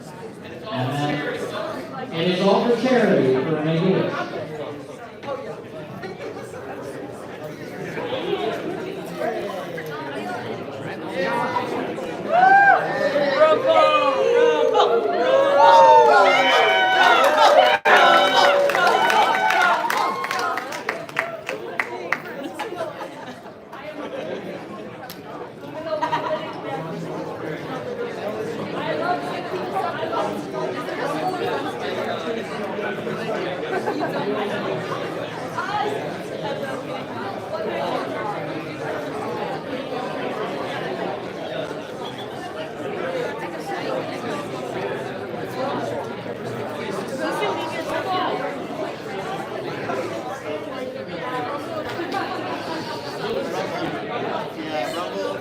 Rumble is purple, Frenzy is blue.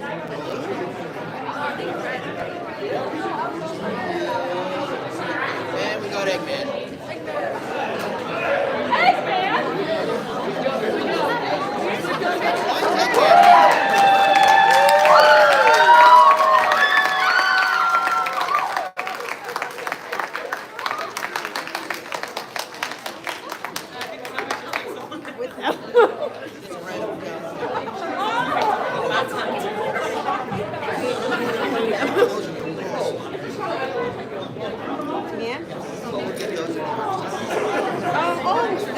There's a woman that prints these out, and every TFCon, she gives them out.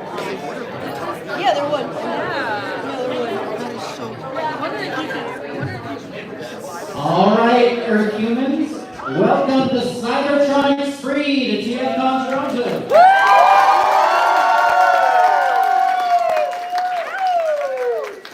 Wait, Rumble, no, come back, we just got everyone. Humble's out. Classic. Bobby Brown is on the road! We are your sedentary rock stars in disguise of the Cybertronics Free. Let's go! On my left, purple. Well, okay, on my right, pink. orange, yellow, and not the suitcase. No, he's magenta. True story, we just drove in from Detroit and boy, are my arms tired. I can't believe you went with that. Not that again. It's a solid over. Actually, they started. Alright, so this is our Q&A.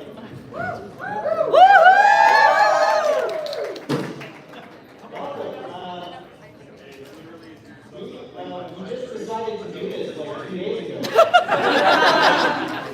And we're glad to be here as well. Yeah, this is a reunion of sorts. And you know, the very first time we ever rolled up together was in this very building. Let's go! I'm not so good with time. Were any of you humans alive back then? Oh my god. It was 10 years ago. 10 years ago.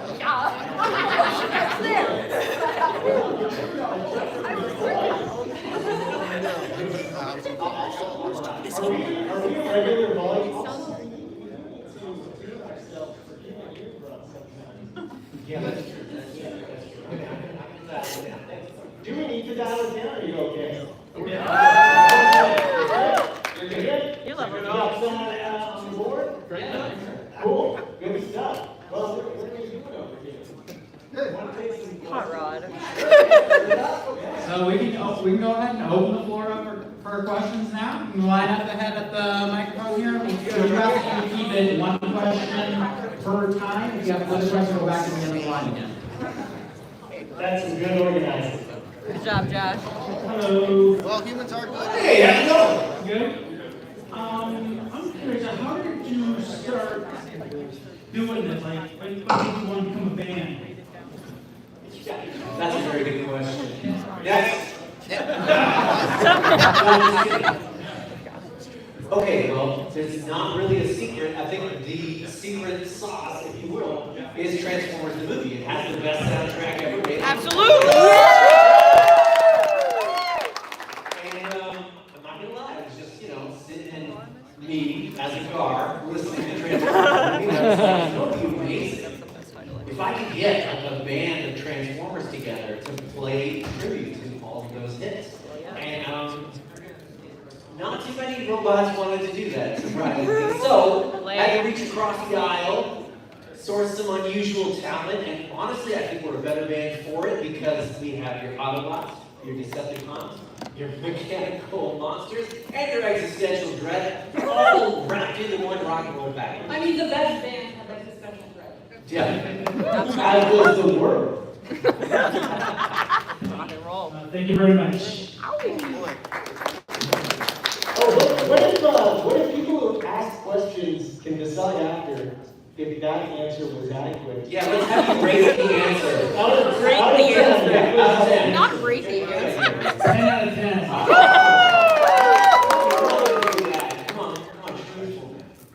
Don't make Hot Rod's head too big. No, let's do it. Hey, quick question. Won't you guys be back on this year for the expo? For the show? For the Fan Expo. No, for the rec room. Oh, in Yeah. Toronto, Fan Expo at the end of August. That is a historic showcase we put on, wow, since we started, really. We are not going to put on this show this year. Don't be sad, we're here right now. That's a really good and important question, which we should address. It's been an elephant in the room because, every year we do put on a great show with all of the lovely people who come to Fan Expo year after year. And we have, I would say, Rumble, we have the best after party for Fan Expo that ever was. Oh, no. Absolutely. And this year, the venue we would like to hold it in is undergoing renovations and repairs, and there's just nothing we can do about that. So we tried to look at other venues, but unfortunately, unless you were coming really, really far out of the way, it just didn't look like it was going to happen in August. So you guys can be the first to know that we are going to be doing the first ever, for us, an international Halloween party instead in Toronto, Ontario.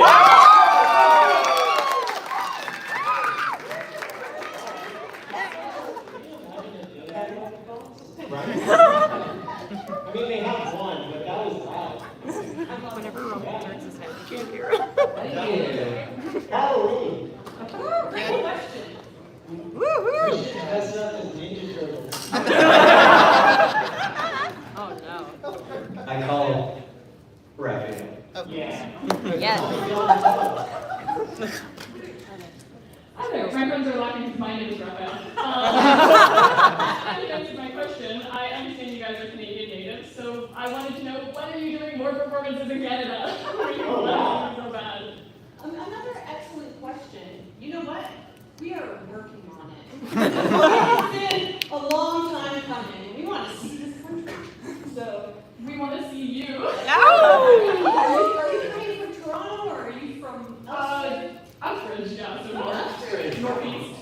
Okay, so an hour away from Toronto. Yeah. So we're working on right now, and still there's a lot of nuts and bolts to put together. It's not easy playing in a band with your enemies. So there's a lot of It's not cool that point this on. We're cool. We're cool. And so not all of us are Canadian or. Not the gasp. Sounds like the gasp. Not the gasp. It's not a good sign to be an illegal alien. Oh no, Jesus. Just tell me what it is. Also, borders are very strange. Facts. So, with that spirit, we are going to be trying to do a little freedom convoy.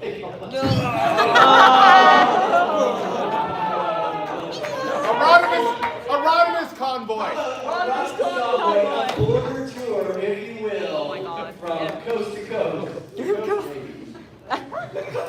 So yeah, stay tuned for details, but the idea is that we would love to just visit the great nation of Canada across more than just, what we've seen already. I think we've only seen a small fraction of the wonderful landscapes and the wonderful people that reside here. So yeah, stay tuned for that. Thanks for the question. Woo! How's the Winnipeg? I love you guys so much. You guys were like one of the things I was most looking forward to at TF Contract. Yes, baby! Let's go! I'm celebrating my birthday here.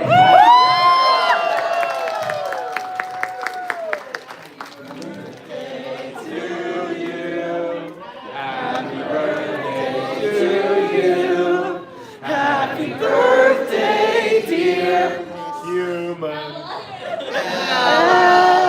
Birthday to you.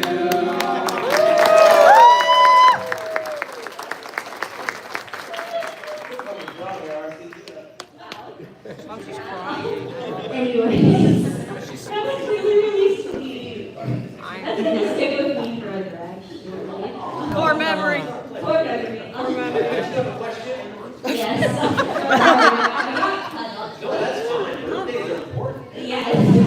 I was wondering, do you guys have a favorite song that you've written? Ooh, written.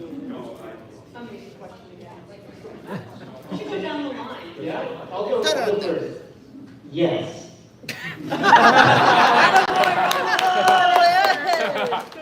2 out of 10. That's rough.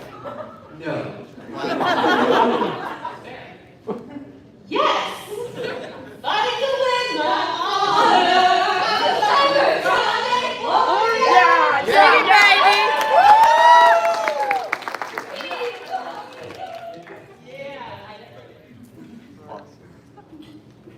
That's a fun song.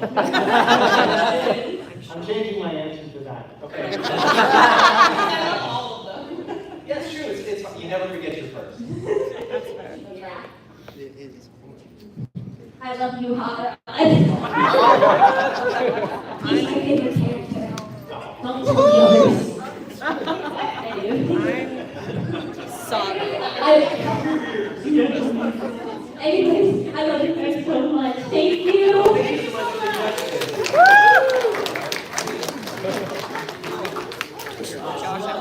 I'd also just to say, absolutely have the best after show at Fan Expo. So guys in 2019, it was absolutely incredible. And I've been a big fan ever since. I was just curious if you brought to us Earthlings today merchandise with you or not. Yeah. Affirmative. Okay. Yeah. Awesome. Yes, we did. It's gonna be out. Small assortment of things. We did. Now, to be honest, we thought maybe there'd only be a few of you all, so we're not gonna. We don't have. It'll be set up. It'll be outside just this panel room once we're done here, and then we will be around to sign anything you'd like. Honestly, your support means the world to us. It is the reason why we are here 10 years later. Bro, how did this happen? I don't know.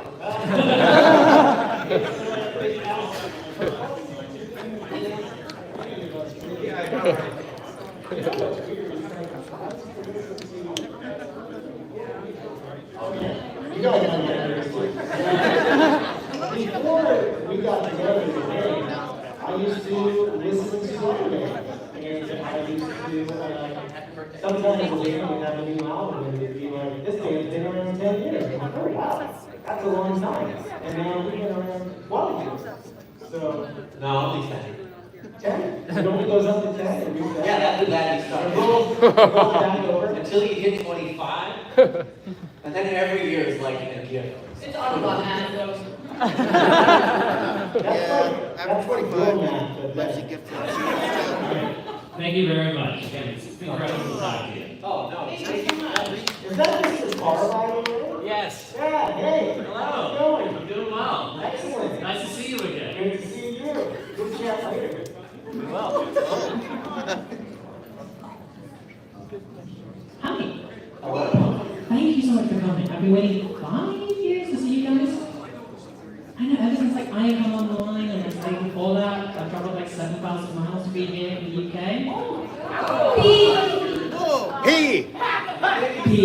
It's already been guessed. It's not your turn. Anyway. Thanks, Techno.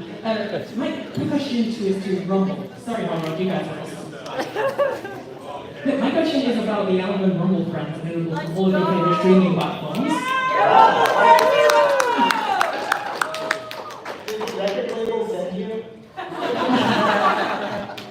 Can they? Because my flight's quite expensive. I'd like someone to pay for them. What's the question?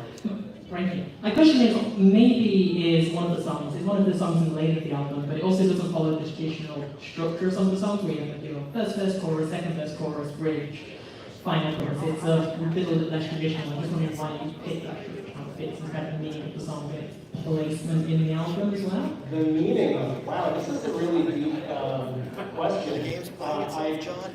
I can ask you another one if it's too much. Pardon? I can ask you another one if it's No, I enjoyed all kinds of questions, and yours is very thoughtful. Thank you so much. I brought a copy of the album just here to display. This came out last month. It's called "We Will Free You From Your Body Tonight," and this is from my other band, Rumble Friends. So most people here know that we're the Cybertronic Spree, but some people may not know that we also are artists and we do a lot of other things. Hot Ron is a visual artist as well, and I play music with other folks as well. RC has done some solo work within the band, and yeah, maybe is maybe about a little bit over halfway through this album, and it's a total shift because up until then it's a very aggressive kind of full force audio assault, and then maybe scales it back. And the reason for that was just really kind of take a breath. The reason why the song is like that is just, that's how it came to us. Sometimes when you're wanting to write a song, you just end up recording whatever comes out. And that's how it took shape. There was no intent around it. I think the band wanted it to be kind of a somber, reflective take on friendships and the circular nature of the souls that we run into over and over again. And that's about it. I don't really know much else about the song. There's other songwriters involved too, so I can't answer for them. But that's how that song feels for me. Thank you very much. Thank you for your time. I'm coming to the UK. You know, before you go away, I'm not going to announce that we're coming to the UK right now. But stay tuned. Good.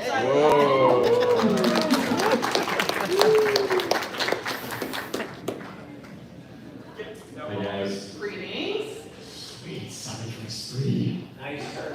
Thanks. Not much. Your colors? Yeah. Okay, so my question is for all you guys. Do you guys ever have Unicron issues, like with this planet eating lifestyle? Do you improve with that? How do you keep him in check when he gets hungry? How does that work? No, like we have Unicron issues every single day. Okay. Tell me. Okay, so we can't, we have a trip once to Halifax. Yeah. If you guys remember, and we were going to go play out in Halifax, and then we found out that Unicron physically could not fit in the building. So we canceled the show. Unicron got banned from the Cinnabon? Like, There's a picture of him in a Cinnabon in, what state is that? oh man, I think it was Utah. It might have been Utah? Yeah. Unicron's just not welcome there. Yeah. He just eats it all. Yeah, I thought it was Yeah. So you have any Unicron stories or like Unicron issues? I'm too scared. I'm not saying anything. I've asked him how we keep him in line. I mean, we have this matrix of leader things. Leadership. It's very important. important. That's the thing I'm good at. So we have this matrix of leadership, and that works most of the time. It doesn't. No. Say it, baby. I don't have the real one. But he doesn't know that most of the time. He'd be Rodimus So yeah, otherwise. it's a give and take. You know, bands are difficult. You know, trying to get along with people who want to do you harm is not really advisable or anything to do. So yeah, we just kind of make the most of it. We also make sure we have lots of beer and lots of pizza because he's kind of like a hungry bear. He's hungry, but lately I think like he's been on this planet long enough. He's sort of settling into this unique Ron character, and like he's kind of chilled out a little bit. What's the heat? Yeah, what's the heat? We were down in Tennessee and he ate a bunch of pickup trucks and started doing country. And if he gets tense, he'll just do some, shred some riffs, and he's okay. But yeah, always an issue. Just trying to get the band on stage with the beat unto itself. I think he barely managed to. It was TF Colorado, where it was the first ever appearance of the Unicron, and that I think he was kind of, his head was sticking to the ceiling. Yeah. That was pretty fun. Me. Thanks, guys. 10 out of 10.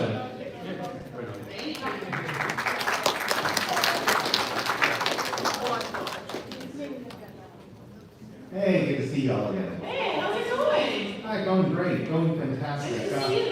Yeah, anyway, question for you guys. There have been many toys made in your likenesses over the 40 plus years of the Transformers brand.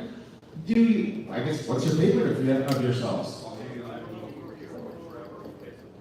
The Hero Series Rumble is really nice. Yeah. And the color party too. Third party as well. The remix, Pure, and what's the other one called? Riot. Those are really cool too. I don't have a favorite. I can't decide. I'm kind of vain like that. I love the different outfits I get to wear. I love how it's just hot rod looks like this. It can look like that. I can't decide. What was the one where you have like a mustache and a goatee? Okay, maybe we'll try rocking that for Halloween. It looks like Secret Dater's character from Office Space. You're on Channel 9. Mine are really like, I'm not gonna say it's like masterpiece or secret. I'm gonna say it's the ones that are the cheapest, most accessible, that like most of the population can buy, so that they're everywhere. Yeah. Thank you very much. Hopefully you guys can get us Alberta sometime. Oh, that'd be awesome. Do you live near Calgary or Edmonton? Mm-hmm. Okay. Check. Those are the main options, so yeah. Yeah, no revelation. We're going to take the space bridge to Lethbridge.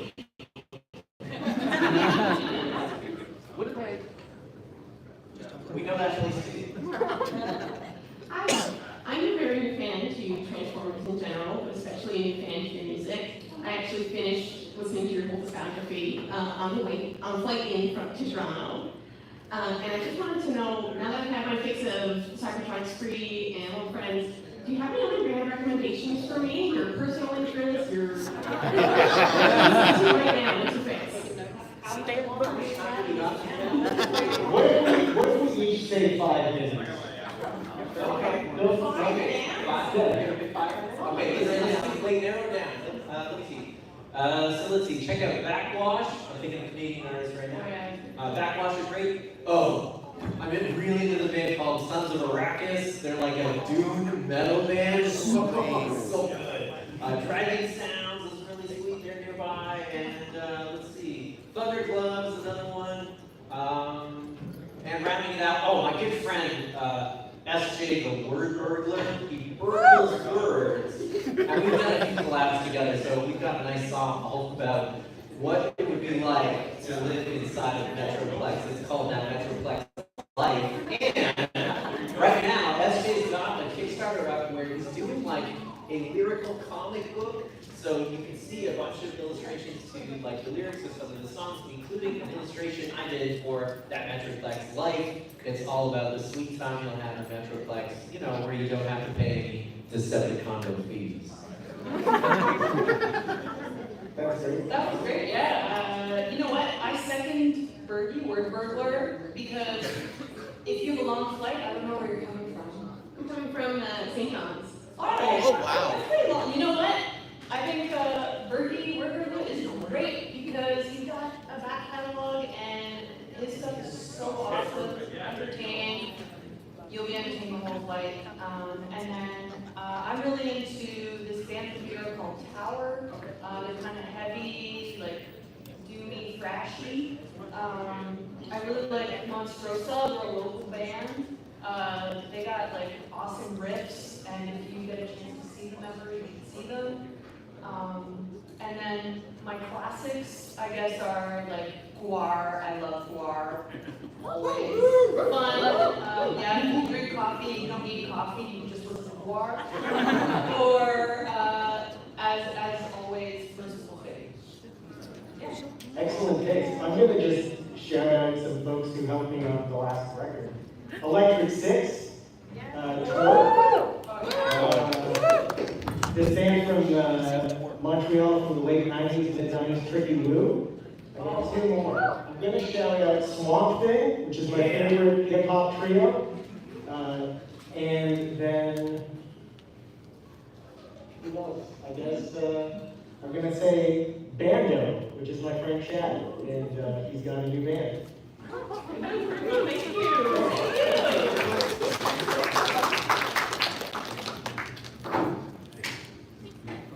Hey, Cybercrime's great. Hi. I'm a Pennsylvania native, so I go to RetroCon like every year. So I've seen you guys like so many times, and it's always a blast to see you there. The show is one of my favorites I ever go to. I actually don't have my own question. Andrew Griffith, one of the artists out there, who couldn't make it to the panel, wanted me to ask you all a question. So the question is, in this day and age, we have this time where AI is being used to make art and whatnot, and taking people out of the equation. You, as robots who make music, are you ever worried there's going to be humans who dress up as Transformers and start making music?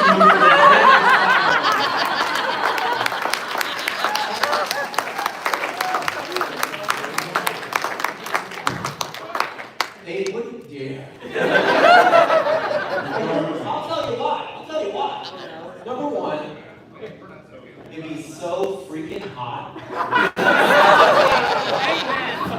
It'd be like incredibly difficult to do. There'd be just like so many logistics and like the thankless labor. Humans need to be like paid for things. They need comfortable accommodations. They need like regular hours of sleep. You gotta feed them. No way. No way. It just sounds like a boring idea.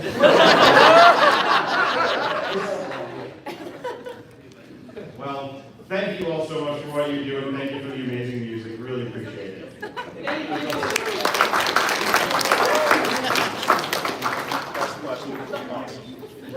Hi, Cybercon Experience. I'm a sort of local native to the GTA area. I'm from Vaughan, so I kind of commute around to Toronto a bit. I'm very new to Transformers. TF1 kind of my introduction to all of this. I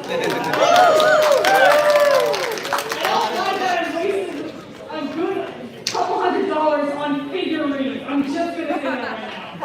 I don't think that it's horrible. But I'm gonna be honest with you, I love Transformers so much. This is honestly super cool. And like finding your music in the Logical Lover video was honestly like the best. Yeah, Logical Lover. I love like as well. It's great. I had two questions. One of which was, where's Shockwave? Not right now.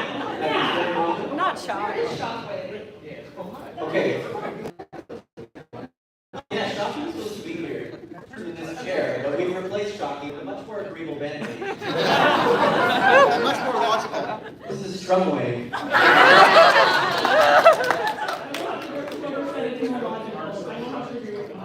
And my second question was in regards to like, music and stuff, because I know that like for Cybertron you guys do a lot of like, 80s synth pop and stuff revolving around various like 90s genres. But I was kind of curious to know whether or not you would ever branch out into doing other musical genres like jazz, or new metal, or just anything that sort of sparks your interest. Like I would love to see a Cybertronian's take on blues or like swing jazz, just, stuff like that. I just wanted to know, like, as a band, like, would you ever branch out to other stuff, or are you just comfortable in your niche? That's a great question. That is such a great question. We did bring acoustic guitars today. Ow! I think jazz might not it right now, but my wheelhouse. But definitely, like, we're looking into just having fun with, like, Earth has so many great genres of music, and we do not want to, like, stay in our lane. And I think, like, Rumble, even with Rumble Friends, like, you've explored, like, a lot of cool sound and genres, and I love that. Yeah, to add to what RC is saying, like when we started out, we had a very clear mission, right? Hey, let's get a bunch of bots together, let's play tribute to the most iconic soundtrack ever created, play it live, and then probably kill each other on stage. And that almost happened, but it didn't. And so as soon as the next day rolled around, we were like, oh, I would do that again. Then it became a bit of an existential question. What is the Cybertronics 3? What kind of music do we do? What are we trying to find ourselves in? And we're coming from so many different places that really, I think we're already doing what you're suggesting in that we're just kind of following our hearts. Everything that we've ever done a cover for or paid tribute to is coming from a very authentic place of not, oh, hey, we should do this song because it's part of this genre, but no, hey, remember how that song made you feel? That made me feel that way too. Hey, we should do a thing with it. And I think so long as we keep kind of exploring those avenues, you're going to find all sorts of genres because, you know, much like movies, right? You can enjoy a romance, but you can also enjoy when cars are being blown up and they feel like tinfoil being crinkled into the sky. And that's just kind of like having a palette for that sort of thing. So yeah, we just try and strive to make music that is great and great for ourselves. Yeah, I think Hot Rod and RC absolutely nailed it. We just made the stuff that comes through us and what we're feeling at the time. And when we started the band, it was very much, this is a band we want to pay tribute to Transformers 1986 with. And then our own stuff has so many different inspirations. We've got metal, we've got synthwave, as you said. Truckin' is a more pensive kind of song.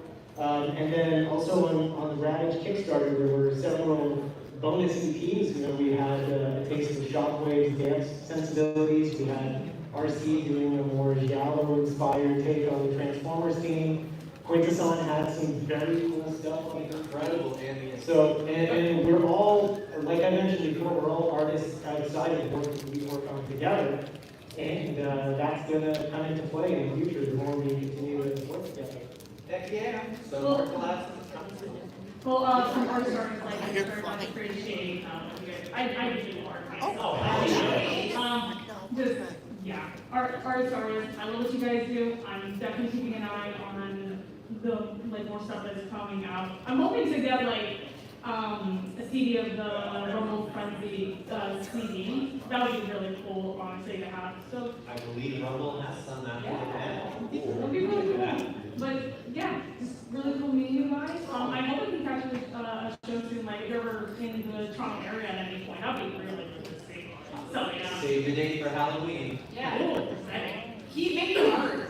Thank you. Yes. Yeah, it's so important, as much as you can, to keep doing creative things that inspire you. Yeah, There's because something you know reasons the not to do that. Hey. That is really good. It's really important to just do that, honestly. And honestly, PFCon is a collection of really talented, creative people. Honestly, we are just a small outcrop of this incredibly talented band. So thank you guys again, everybody, for having us as part of this and giving us even just this table to shoot our mouths off. Like it's so fun. So. Well, anyways, till all are one. Till all are one.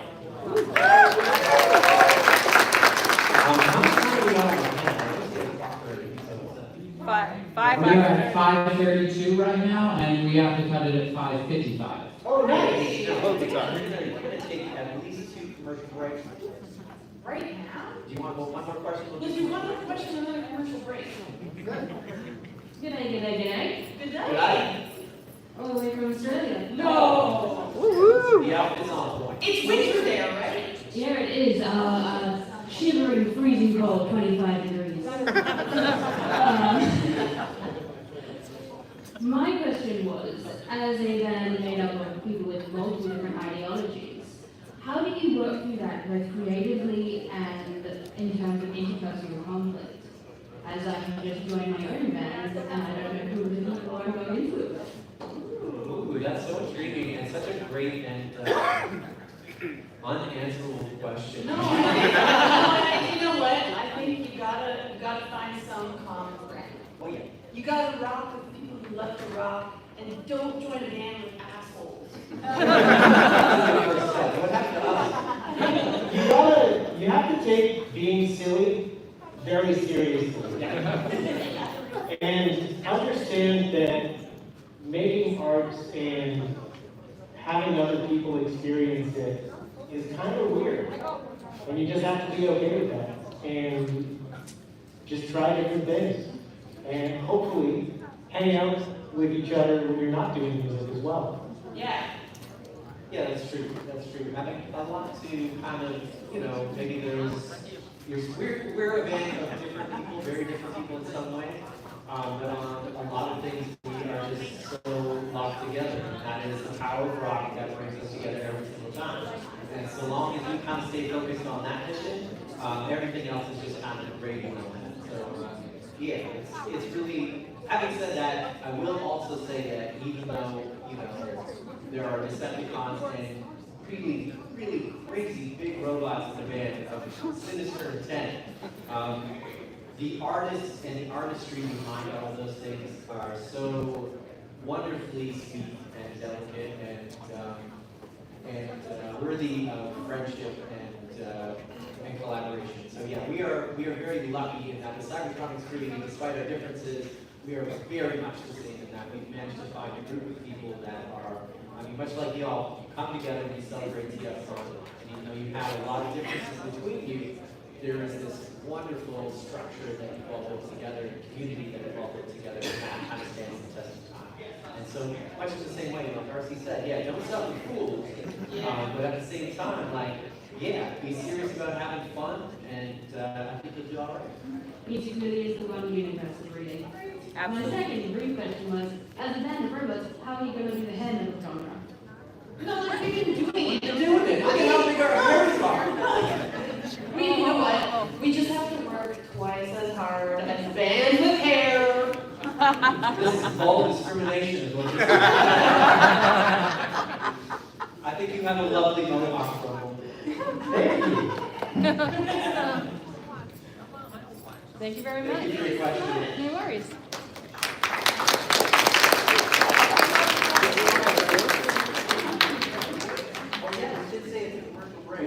That's rude. We didn't just bring drum wave all the way here. This is coming in a chair. Also, this panel has been brought to you by. What's happening? Uh-oh. Spike!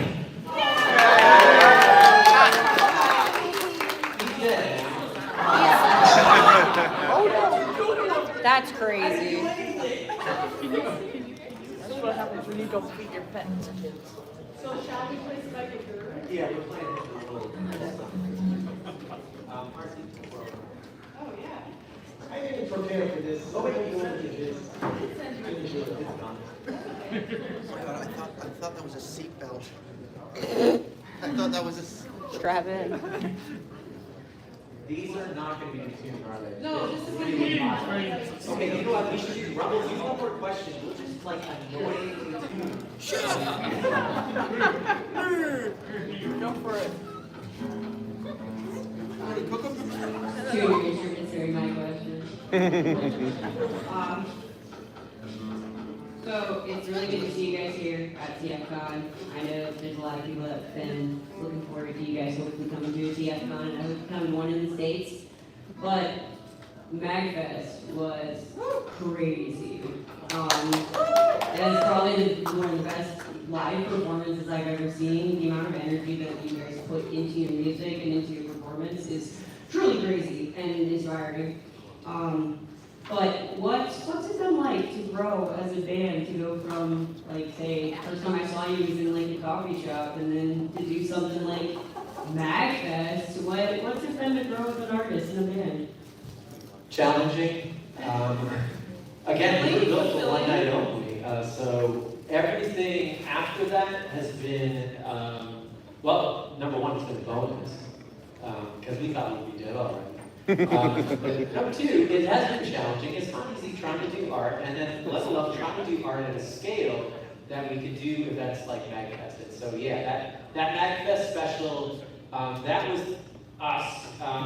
That was me talking a lot of people into a lot of favors to do something on the scale of which I thought needed to be done, which is if we could not only play a bunch of songs that we love, but if we could tell a story while we're doing that, and if we could tell a story that speaks to a larger moment in time, then that was something that I really thought was important. And so it's something that I think going forward, the band is really interested in just kind of elevating our own show. Because yeah, I think we've all had really a lot of fun on the Party Till We Break tour and the More Than Meets the Eye tour of just playing the things that we love and just kind of doing these like wonderful odes to stuff we love. And now we're writing our own music.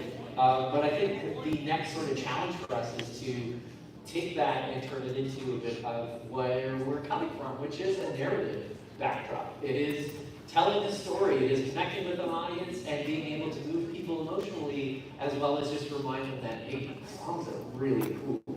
So yeah, I think I'm stoked that we were able to pull off MagFest. That was a prototype for the next show that we're looking to tour when we eventually look at national tours and heading back into the US again. So yeah, it's something that we're really, really glad that you also have been a part of and that you were able to collaborate with. And yeah, we're looking forward to continuing to try and reach for the stars as much as we can. You guys are awesome. I hope to see you guys soon and future TF cons. Hopefully maybe future performances at TF cons. Oh, but there's one happening right now. Yeah, let's do it. Where's my crown, Hot Rod? I knew you would ask about the crown.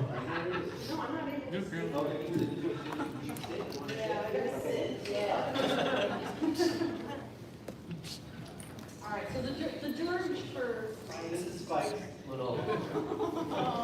Some of you might recognize this song. This is a cover. Alright.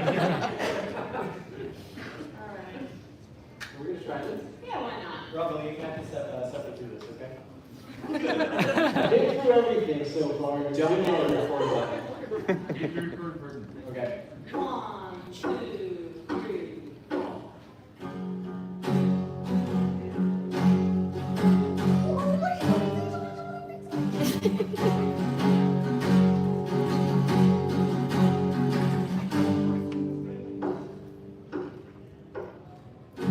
Something evil watching over you, coming from the sky above, and there's nothing you can do.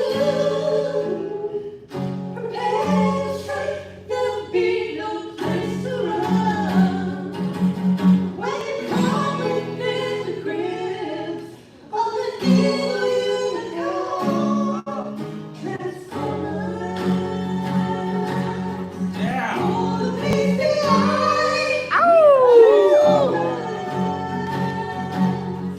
Robots in disguise, transformers. Autobots wage their battle to destroy the evil forces of the Decepticons.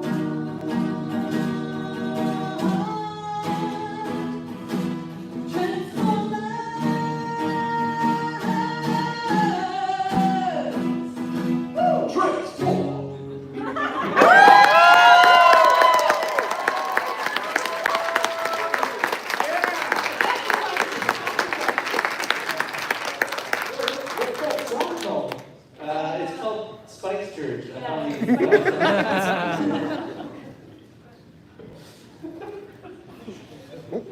Get warm up. Okay. That was great.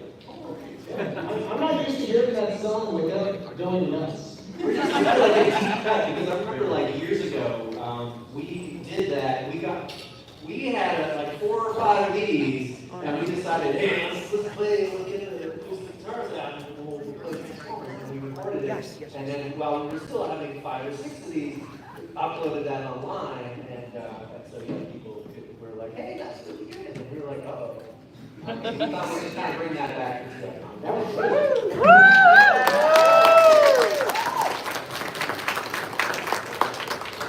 All right, so my question is for Rumble specifically. How would you like to respond to the allegations that you are, in fact, not the red one or the blue one?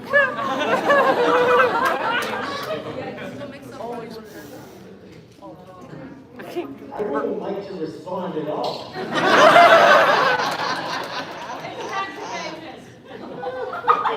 I am how you see me. And we're also much more than what you see.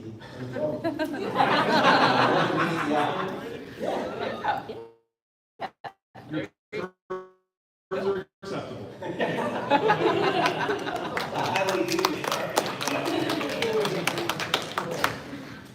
Howdy, I had a question for Hot Rod RC.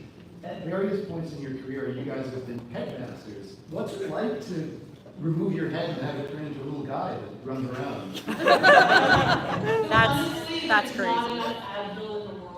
That's fair, you always got stuff with your hand. That's tough, that's like keeping a robo babysitter. Not great, yeah, no, not great. 80s were wild. Not wild enough. Not very great. It's like sometimes there's a job that has to be done, and you do it. And I mean, it feels good to know that you're contributing. But like it'd be nice to have like benefits for Advil. I'm just saying. I am the little guy who pops out of someone else.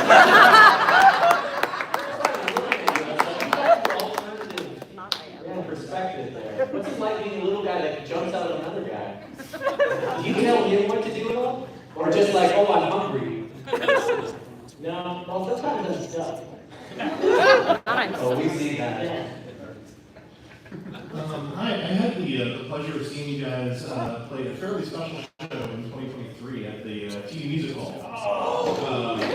And then I went out west to where I came from to visit my mom, visit Cherry Mom Toys, and it just so happened to see you guys play out in Victoria, BC, within the same couple of weeks span. So I was curious. Now, I made that trip because I'm a perfectly normal human. So I was on an airplane like all the other perfectly normal humans I'm fully aware of, but obviously I have that small disadvantage not being able to drive over there easily. But still, you put on quite an energetic show, a very powerful show, and in this case, two somewhat different shows in a very small amount of time. How do you maintain that level of just intensity and also hitting all the marks, right down to reinventing the encore in the best way I've ever seen? So that's a really great question. This is why we will never be replaced by humans dressed up as robots. Because it's way too much work, there's not enough time, it sucks, it's really hot.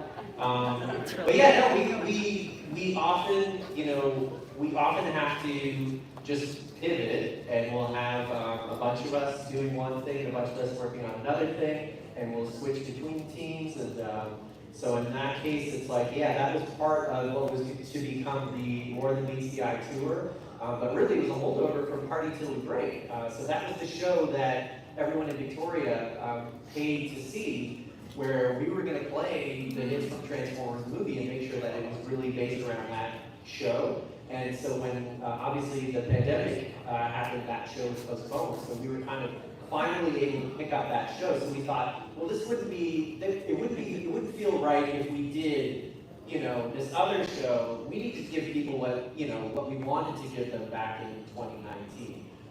So that's kind of what we ended up doing, is we played that show. And with Titty, sorry. I call it Titty Musical. Because that's what it is. Titty Musical. Yeah, Titty Musical, that's what it was called. The catch just came for a venue. Yeah. Titty Musical was great because that was us celebrating our actual, the first album we've ever done together that was original, which was Ravage. That was our release party. And it took us 10 freaking years. Again, if you were making a band with your enemies, it's going to take some time before you get anything out of it. But it's a banger of a record. You got it. It was also for us, we had never been out got there, we took a ferry. Oh, yeah. What's that?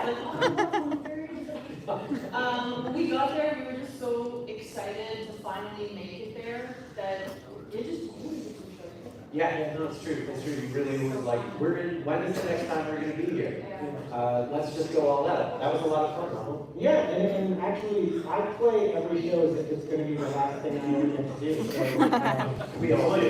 Yeah, and that's why we have that energy too, because we never know when things could change and we're not able to perform anymore. We already had that happen once with the pandemic, so. That's right, and it's happening sort of right now. I think we did have an American tour scheduled this year, and we are now postponing it just to wait and see how things.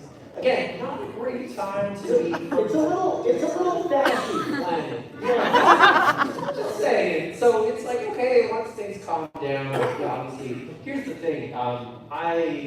We know, having done now two full, like almost every single state tours in the U.S. We know and we love the people of the United States of America. They are just the kindest, most gentlest, most awesome people, and they're the reason why we keep being a band. It's like they are honestly such huge supporters of us, and it's hard to see things happen. Things happen here too. Things happen all over, and we just got to do the best we can and have fun where we can. So for this year, we're just kind of doing it here and stay sort of up here, and we're hoping we'll come back and play in the U.S. more. Yeah. I can empathize quite a bit with what you just said, and I hope to see you out in DC and here again sometime. Oh, yeah. And Rip Spike, obviously. He really is in a better place. We got 5 minutes left, so that means quicker answers. 5 minutes left? Okay, let's do one more, and then we can do a closer thing. Okay, we'll do people. There's 2 people. Okay. I barely have a question, so you're good.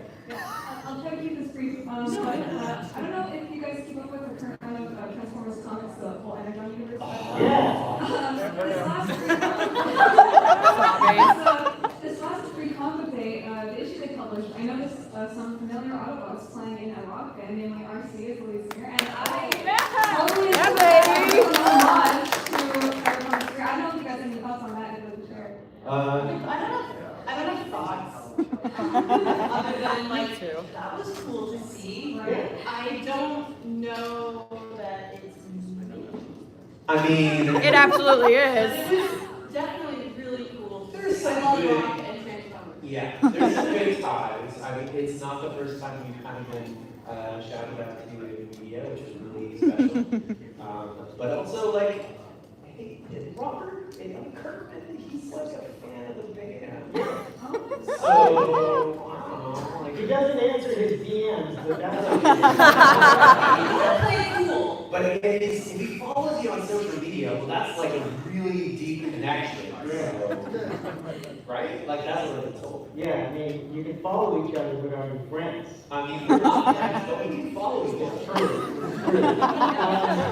I love those comics. I'm only reading the trade paperbacks, so no spoilers, but I've read all of them. They're amazing. And I just read Cobra Commander miniseries. I'm reading Void Rivals as well. It's really cool to see all of that come together. Totally. Yeah, thank you so much. Thank you. I just really quickly want to say, I think it's awesome that you guys are from Toronto and you made your home here, and now you're this awesome freaking band who came from outer space and landed in Toronto. I think we're all wondering, when is your next show date here? It would have been Fan Expo. The reality is, Toronto has a banking problem. They do.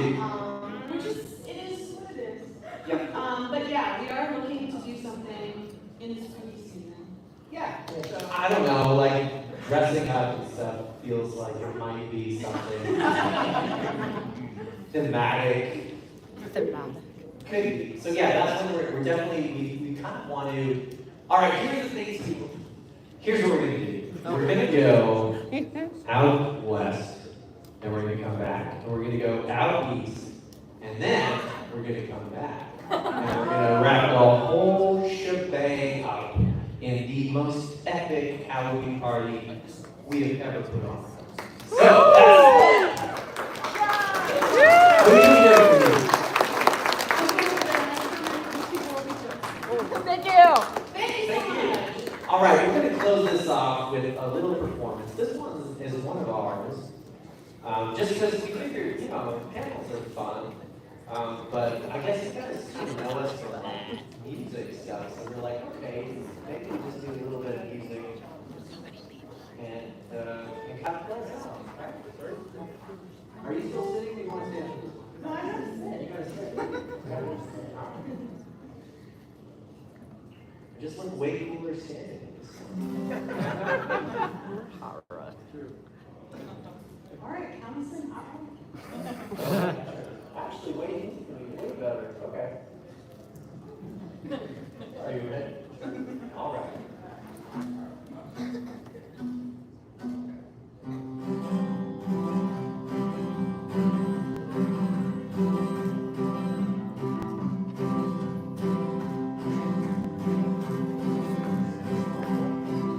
When I think of you coming down from heaven,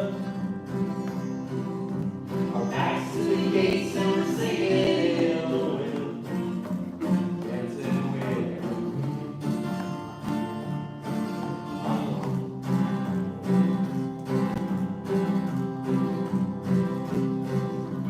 I don't even care that we haven't got a future. 'Cause baby, here now we are singing with me.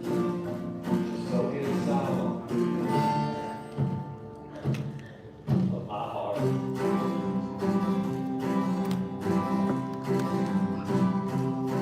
'Cause when I charge right into heaven,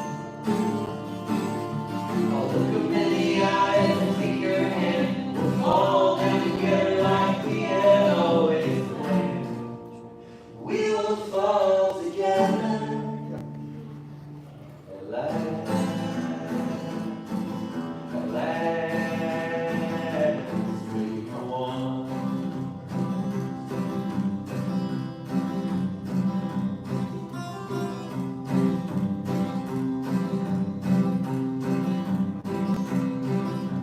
Racing through the night, we are on the run forever. Speeding up faster than we ever have before. Just give me more. I need more.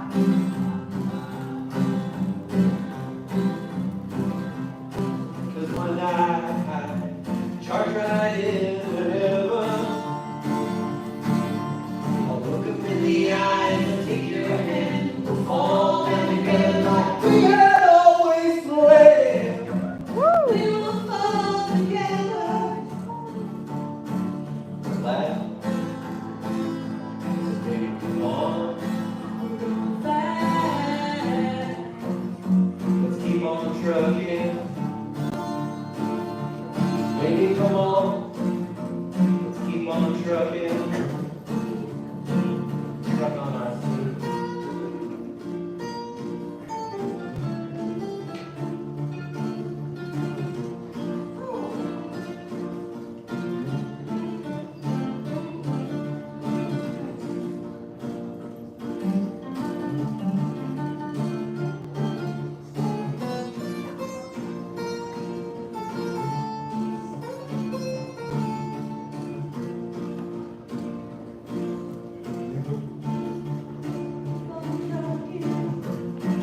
Let's keep on trucking.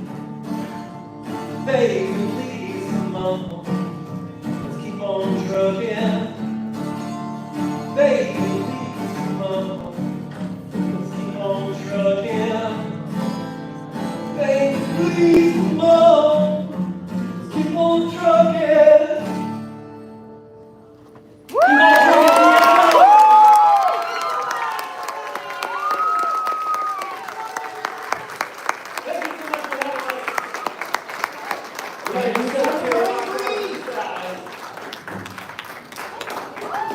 Do it again, Josh. Thank you, Cybertronics Free!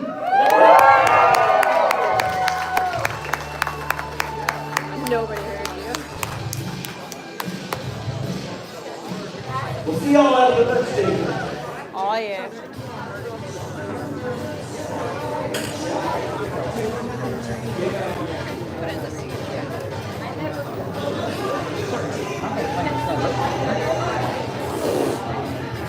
Ooh, not bad.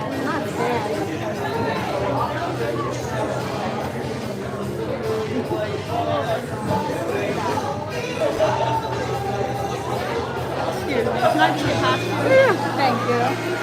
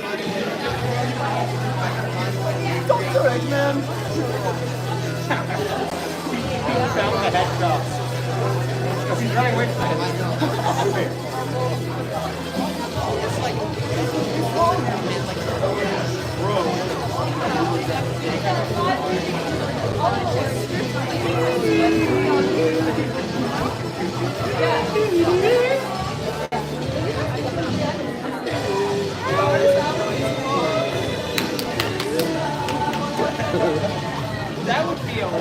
That would be like that.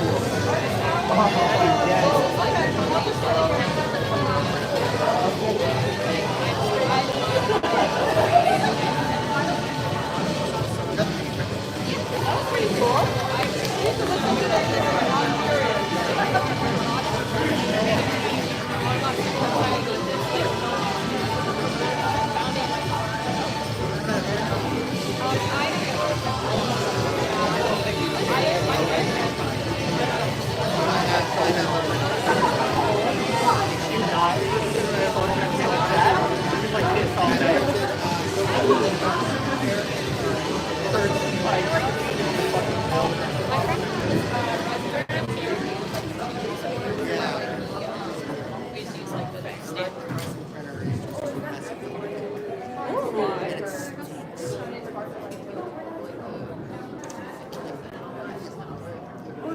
It's a lot of fun.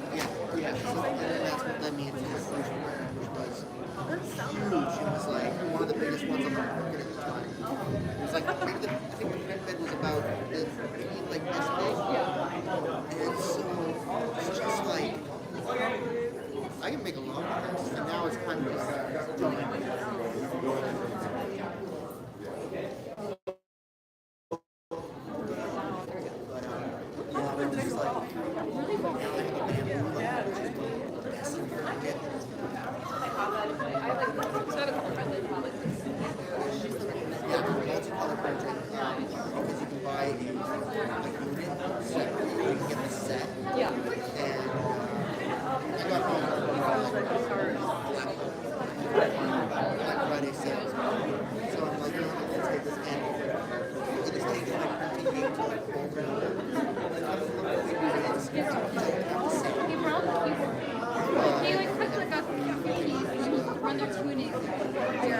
And then the rest of you can split it. Or else if you want like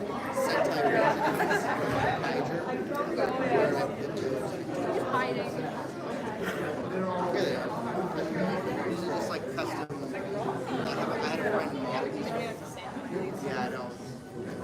Stickers. But yeah, you can they put out the printer and all that in. Like black and white. You don't have to do anything. But because it takes too long. I don't have enough colors because I might have to buy that. So I took it out of my printer and you can turn 60 photos. That's great. It's and they cycle. And any cubic, I think it's any cubic, they're doing the exact same thing. Like it's like I found I compared it to Apple and Mac. Apple is Windows. Bamboo is kind of like an Apple. Any cubic is kind of like Windows because I don't know, maybe it's just they're very the exact same thing. But they're great to move even a small little 200.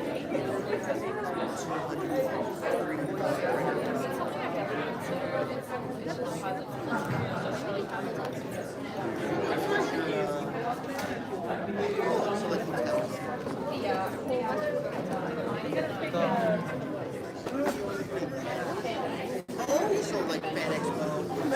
This is awesome. Or you I don't think so.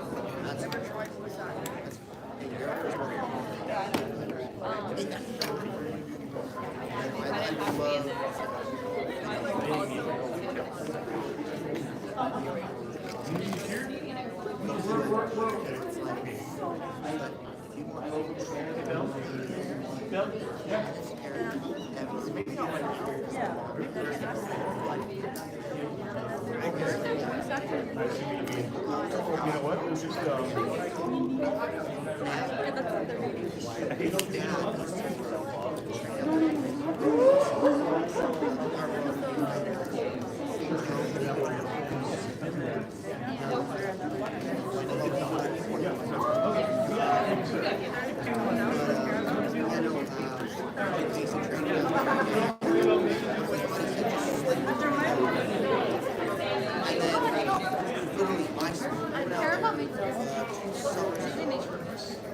for my cousin's wedding. Just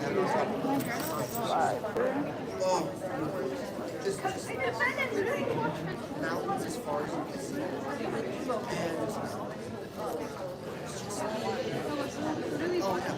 And on top of the brand spot was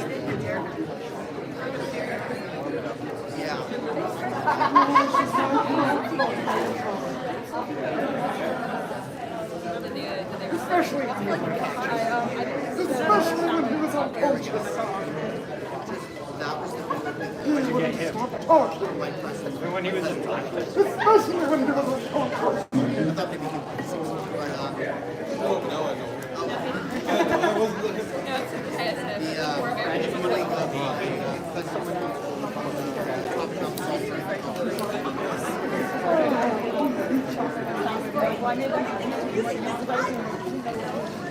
Also, what did he actually say?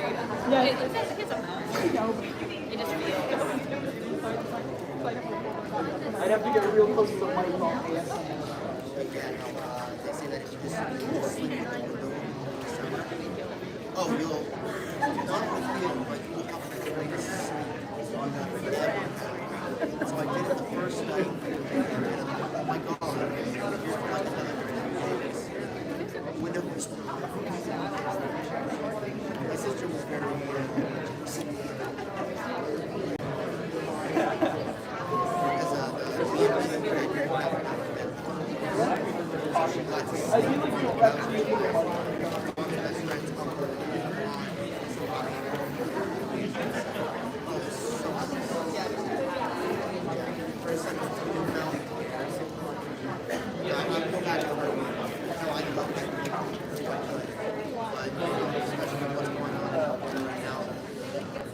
healthcare scenes kind of trashed by check 2. They're governors. She's just not there. She just won't play.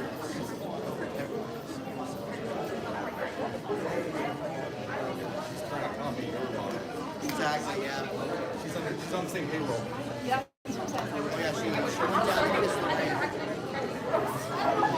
anyway, oh yeah, no, just not to get into quality, but it does. I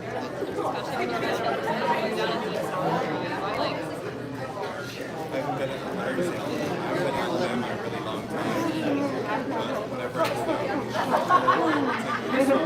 it's amazing.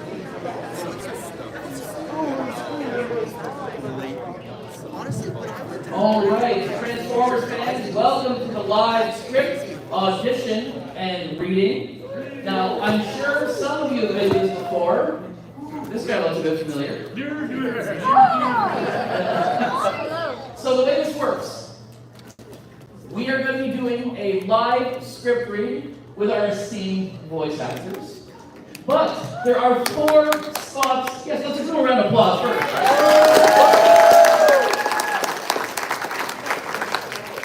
But there's a problem because there's 4 roles that are yet to be filled. So we're going to have you, the audience, audition for these 4 roles. Now the rule is, you are allowed to audition for 1 role only. Unless you bought a pass last night and the money went to charity. Pass looks like this.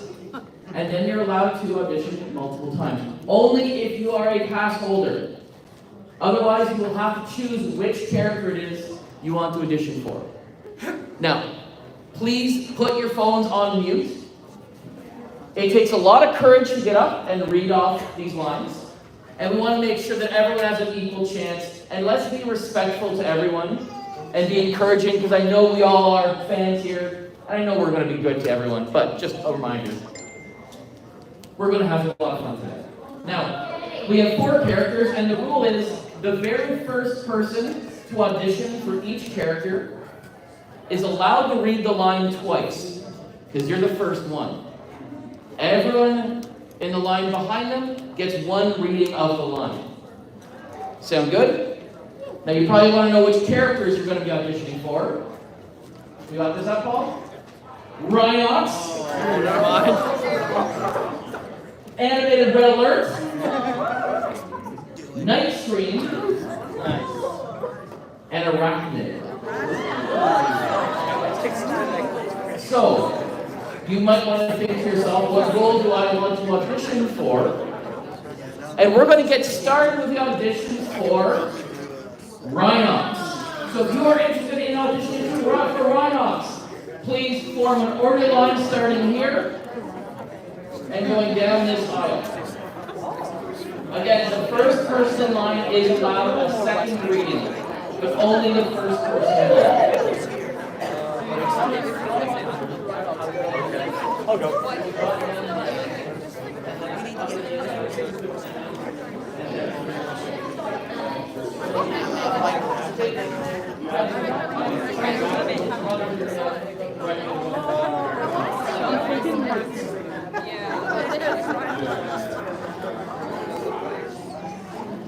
Okay, now please again, when our guests are reading their line, these guys are professionals, but we're going to be reading the line. Let's be quiet, giving our fans a chance to deliver the best character line they possibly can, and let's be supportive, friends. So, starting off with our auditions for Rhinox. Now, to our guests who are auditioning, again, you can audition for 1 character unless you have the pass, and show the pass when you're in line. When you audition, you are just going to read the line, but before you read the line, you're going to say, John H., your name and your first initial, so we know who the part goes to. Sound good? All right, so name first, then you deliver the line. First person to audition for Rhinox, step up. My name is James C. James C. The ship's dead and holding been breached, and our trusses aren't here responding. Everyone hold on to something. We're going down really hard.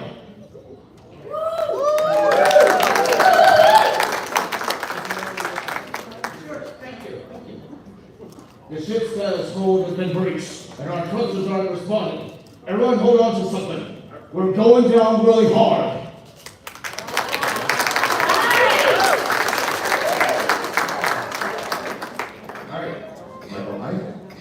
Michael, I. The ship's stasis code has been breached, and our thrusters aren't responding. Everyone, hold on to something. We're going down hard.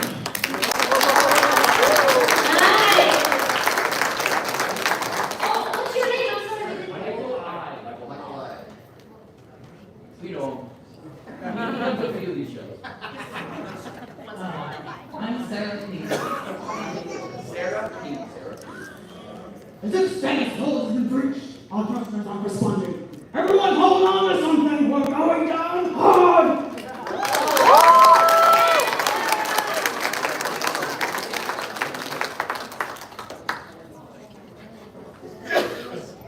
You guys are making it hard. Charles C. The ship's status code has been breached, and our thrusters aren't responding. Everyone, hold on to something. We're going down hard.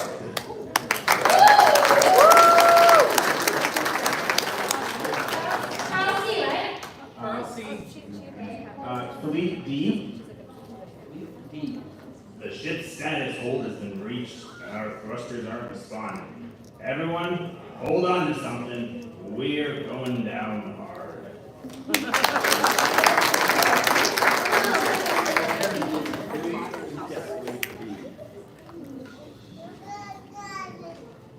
Alex L. The ship's stasis hold has been breached, and our thrusters aren't responding.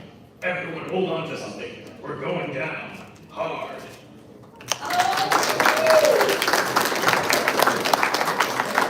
Can we hire everyone?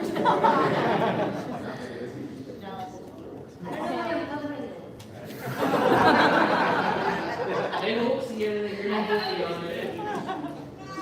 Julian A.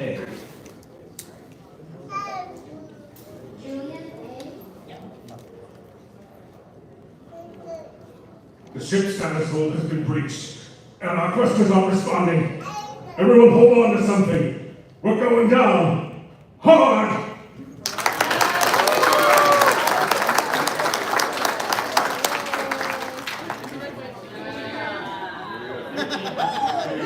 Alright, Julian. The Swedish Sea.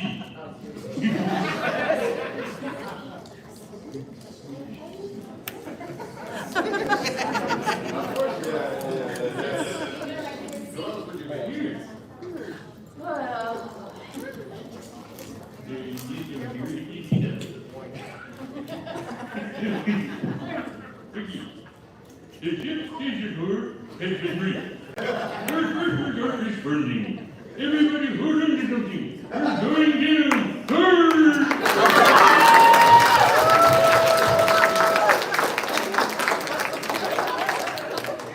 Good job, Mr. Swedish. Josh R. The ship's stasis hold has been breached, and our thrusters aren't responding. Everyone hold on to something. We're going down hard. Nice job, Hi, I'm Cecil K. Okay. Wait. T-E-C-I-L.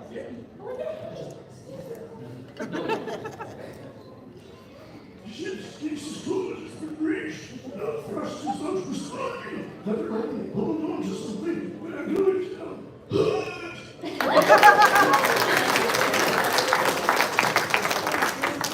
I'm McCoy M. I've never heard Rhinox. The ship's stasis hold has been breached, and our thrusters aren't responding. Everyone hold on to something. We're going down hard!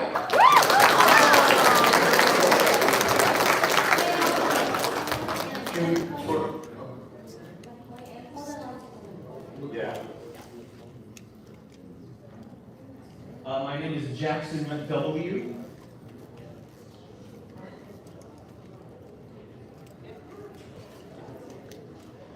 The ship's status hold has been breached and our thrusters aren't responding. Everyone, hold on to something. We're going down hard.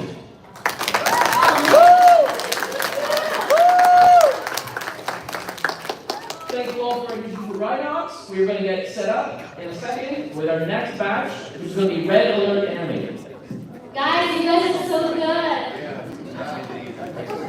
Yeah. I was past you all.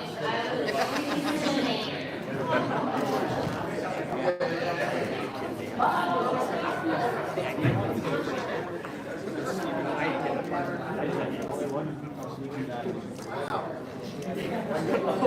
I go. I want to go. Yeah, I am. So if you are interested in auditioning for Red Alert Animated, please line up here.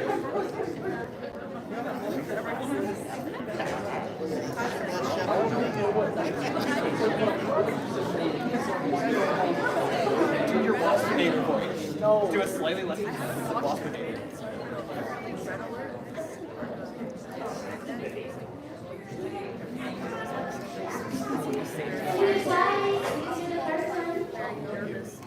Is everyone ready for Red Alert? Ready. Ready. Name? Okay. Okay. So your name again? Is that okay? Xana K. Yeah. Yeah. Perfect. This procedure isn't as simple as a battlefield amputation. One bad connection and this protocol will go permanently offline.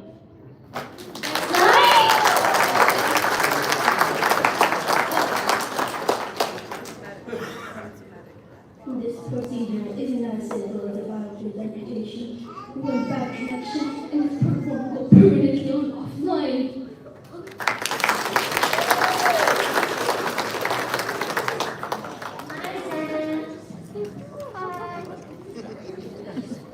I am Nathaniel M. Nathaniel M.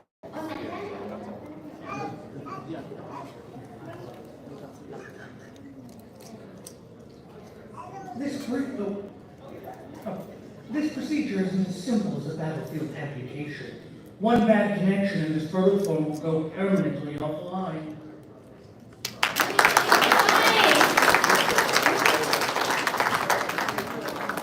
Michael,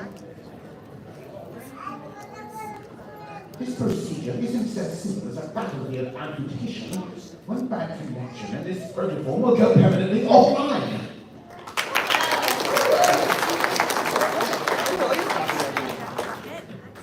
Bear with me.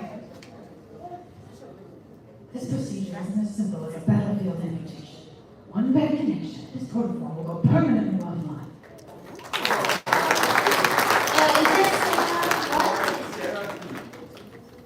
Nice job, Sam.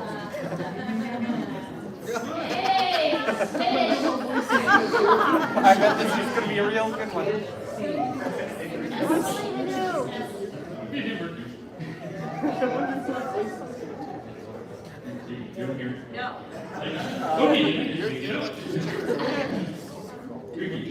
This procedure isn't as simple as a battlefield amputation. One bad connection and this protocol will go permanently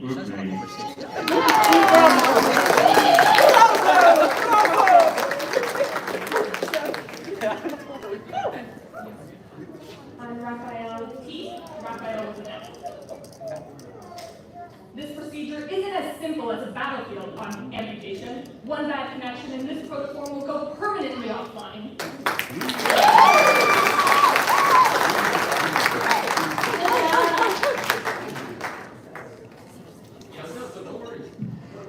Alyssa M.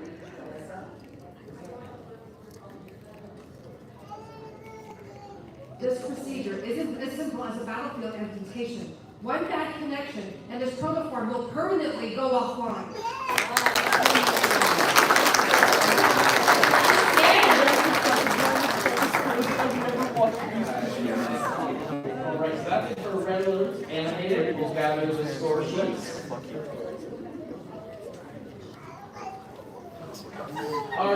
Bachelor, there's Thank God there's someone going before night me. scream. From these machines, night scream.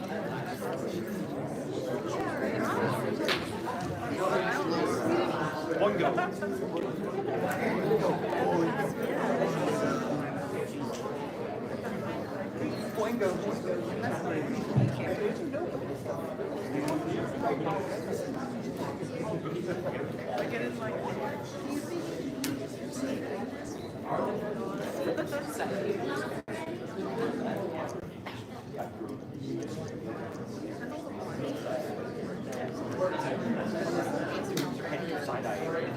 Oh, I said side.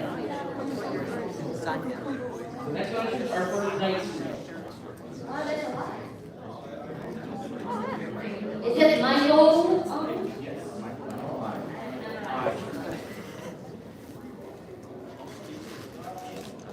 So, if these Decepticons aren't going to tell us what they're up to, can't we just beat the bolts of them until they do?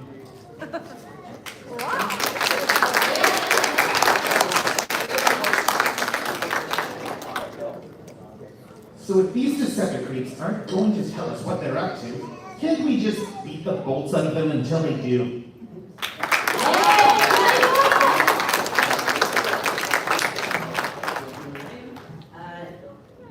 Sorry, misery. Keegan S. Keegan S.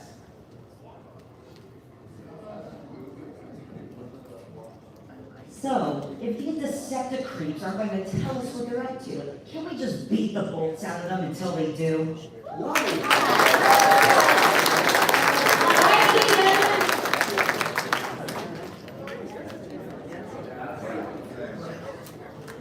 Hello, Neil T. What a day it's been. All right. So, if these Decepticons aren't going to tell us what they're up to, can't we just beat the bolts out of them until they do?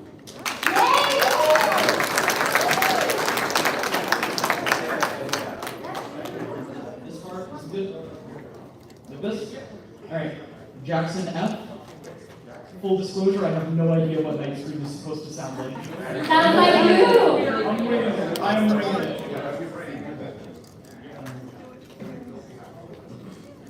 So, if these Decepticons aren't going to tell us what they're up to, can't we just beat the bolts out of them until they do?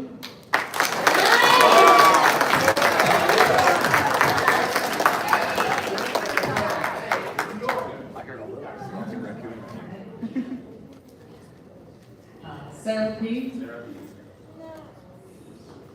So if these Decepticons aren't going to tell us what they're up to, can't we just beat the bolts out of them until they do?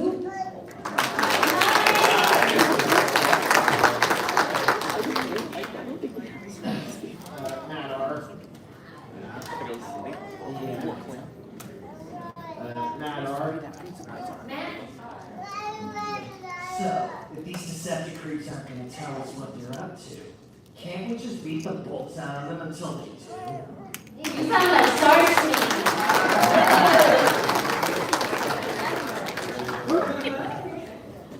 Lori? Oh.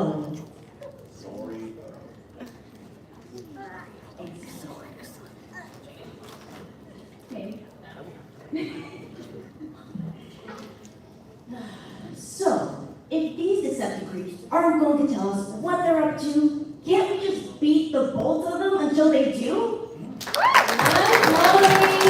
We've been talking to you since 2009.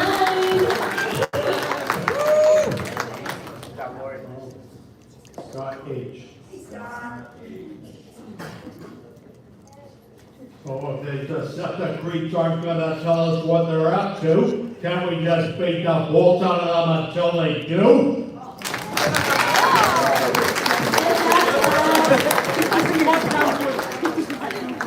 Up next is the finish chef.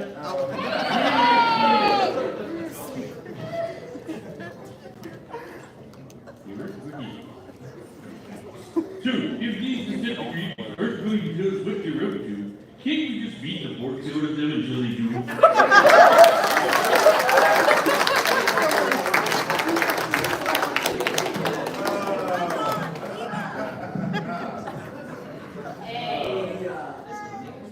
Logan, Brian?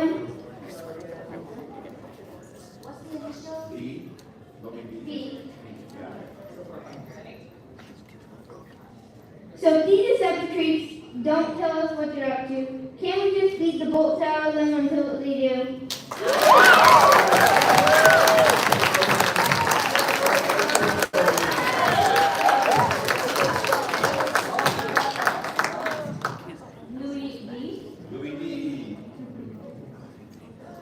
So, if these deceptive creeps aren't going to tell us what they're up to, can we just beat the bolts out of them until they do?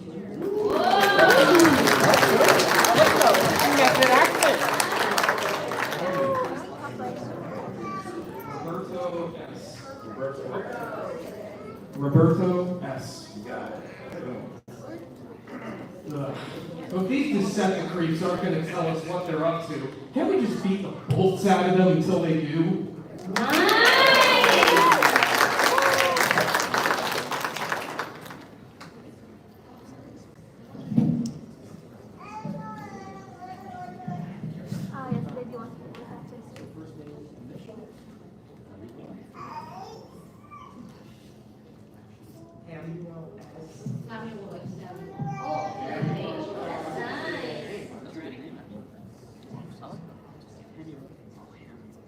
So these deceptive creeps aren't gonna tell us what they're up to.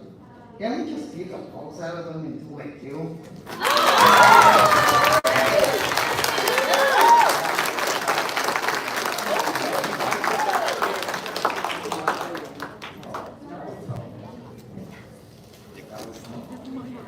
All right, we're going to collect the forms for Night Swing, and the last set of auditions is going to be for Arachnid.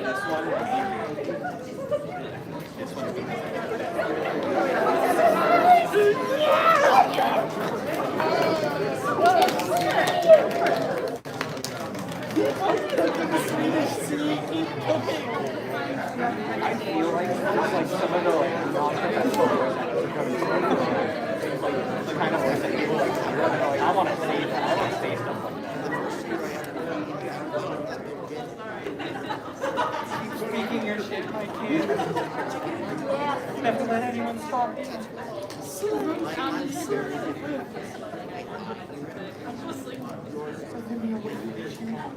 Beyond mental comprehension.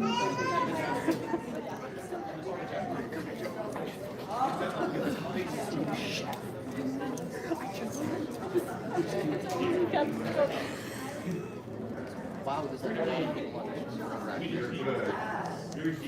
oh no. I'm so glad you're still online.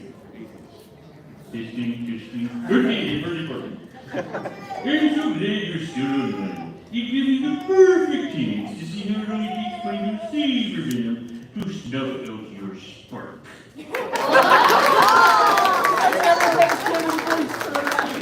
No, it's my rouge. I'm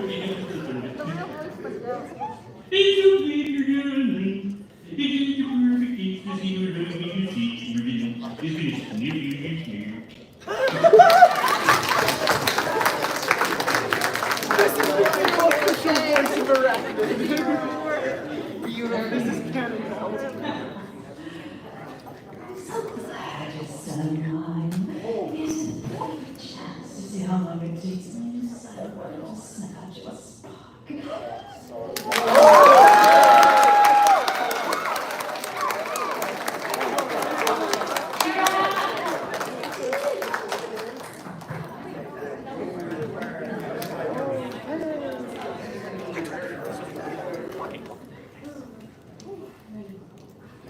Louis.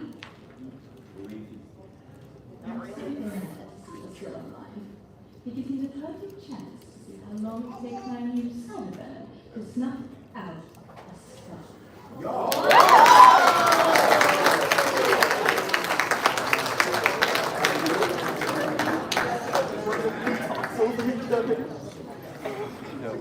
Everyone else's mics except for him. Please. Jasmine and Jay.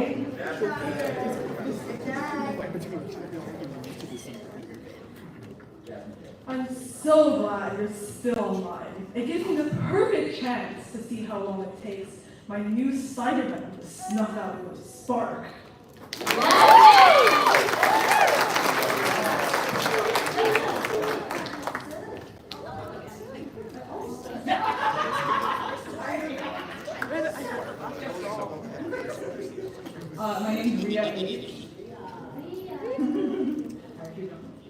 So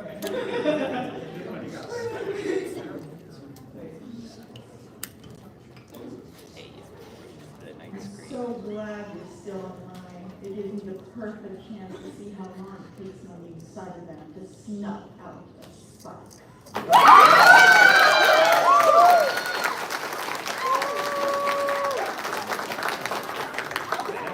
I'm the AK, that's what I am. Michael,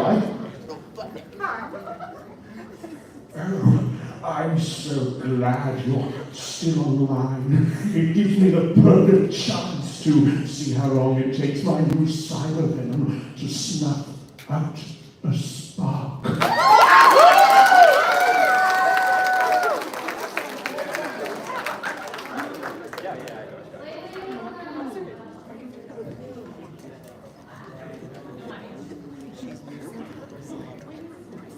Abby, I'm so glad you're still online. It gives me the perfect chance to see how long it takes my new cyber venom to snuff out your spark.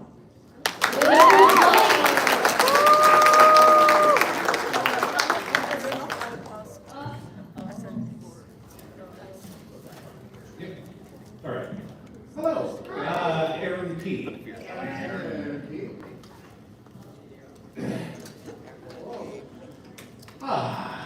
I'm so glad you're still online. It gives me the perfect chance to see how long it takes my new cyber venom to snuff out a spark.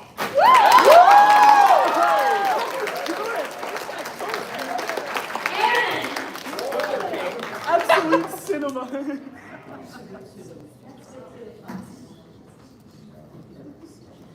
Lex L. I'm so glad you're still online. It gives me the perfect chance to see how long it takes my new cyber venom to snuff my spark.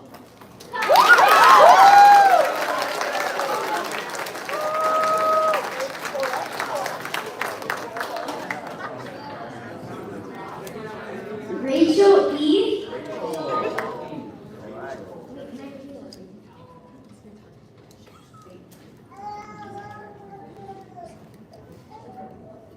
I'm so glad you're still online. It gives me the perfect chance to see how long it takes to snuff out. Oh, wait, no.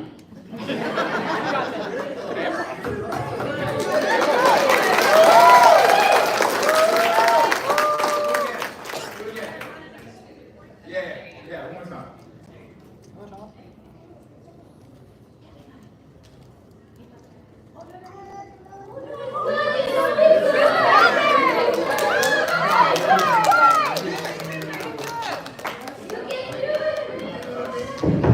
You are so loved by everyone in this room.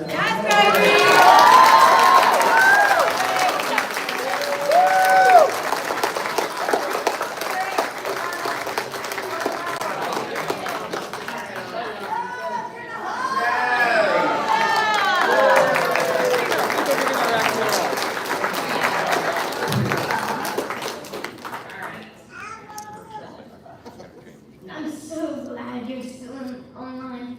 It gives me the perfect chance to see how long it takes my new cyber venom to snuff out a spark.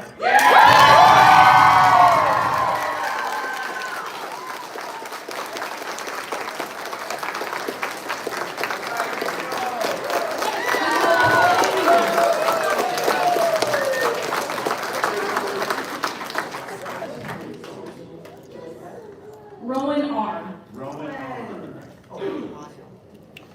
I'm so glad you're still online. It gives me the perfect chance to see how long it takes my new cyber venom to snuff out a spark.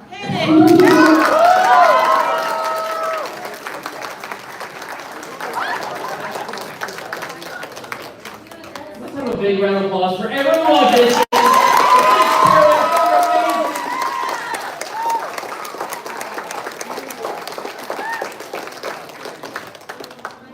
All right, it's time for us to do a little bit of math. So we're going to take a short break, and we're going to come back with an epic script read, including 4 members from our audience. So stay tuned, friends.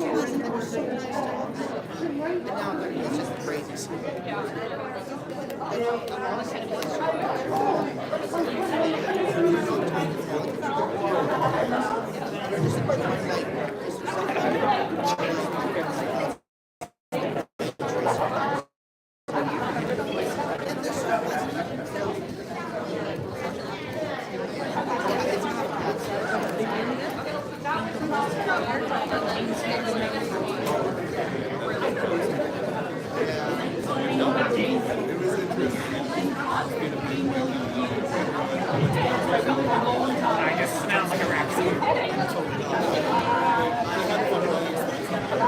My auditioning for Taylor. Absolutely. The only reason I pretend to be high is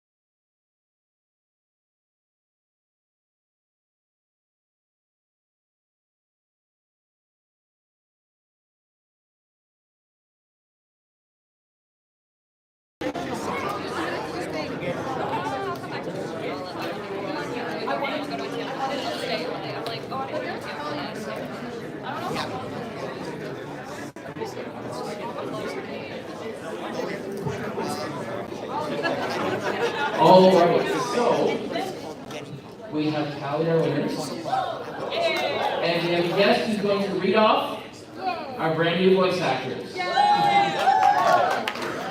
I was gonna say hi to Chef, but we got canceled. Alright, so Why Not goes to McCoy M!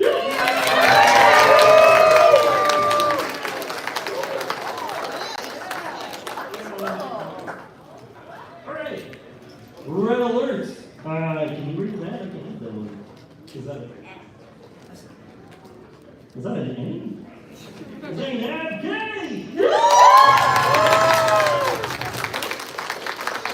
And if you've been called, come up and grab your seat here. Should have started that.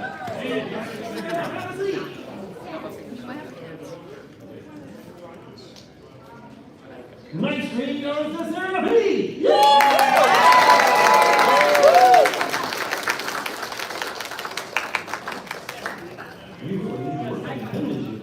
This is Phil's handwriting. And I wrote the script. Not to throw it in the That's a heart. I think that says Let's Go!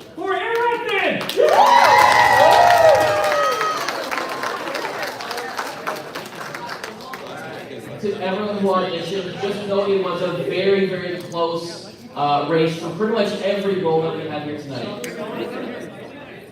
Some of them came down to a single point. Everyone, great job. Thank you all for auditioning.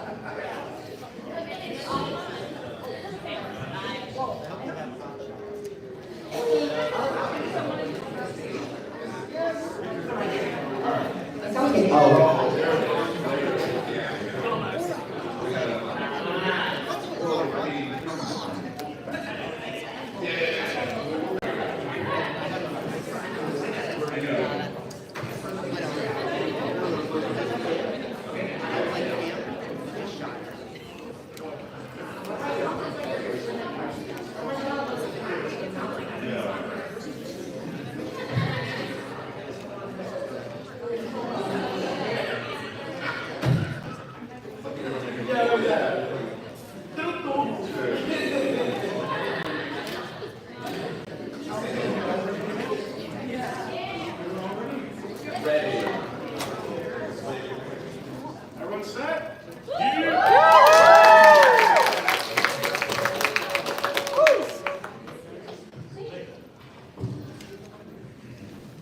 Metroplex, the final titan on Cybertron. After the abduction of the city speaker UYGLZ and a series of devastating attacks across the planet, the Maximal Forces find themselves locked in a defensive position. With no alternative remaining, a secret operation is about to commence within the city wall. If successful, their fraction will gain an unparalleled advantage in the war. Should it fail, their extinction is all but inevitable. TF Pod is proud to present Mirror, Mirror.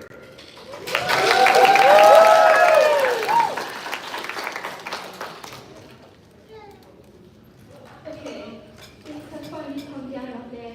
The last couple, the patients have been loaded into CR chambers, and the medical system is heading back to the anime academy for more supplies. Good, because if this procedure fails, we're going to need all the help we can get. How's brainstorm going? I've expected these factories to bring themselves and assist with peanut protocol. I don't know whether I should classify this action as stoic or just insane. Performing an emergency amputation of the battlefield can be tricky at best times. But to perform an emergency scar extraction of a hiding during a full-scale enemy assault, I can't even. It doesn't matter which way you see it. Housing Fortress acts as a spark in Arcana's old cockpit was a stroke of genius on Brainstorm's part. I'm just happy we're able to get it out of it in time. You ready to do this? Red Alert looks past Rhinox at 3 operating tables in the center of the room. On the right table is the Autobot UYGLZ. Her core consciousness wipes blank, but her spark still burns brightly. On the left table, a second UYGLZ from an alternate timeline, redecoed and retooled to resemble the Decepticon slipstream. Her spark is extinguished, and her shell badly damaged, but most of her internal circuitry remains intact. Atop the middle table lies a blank protoform.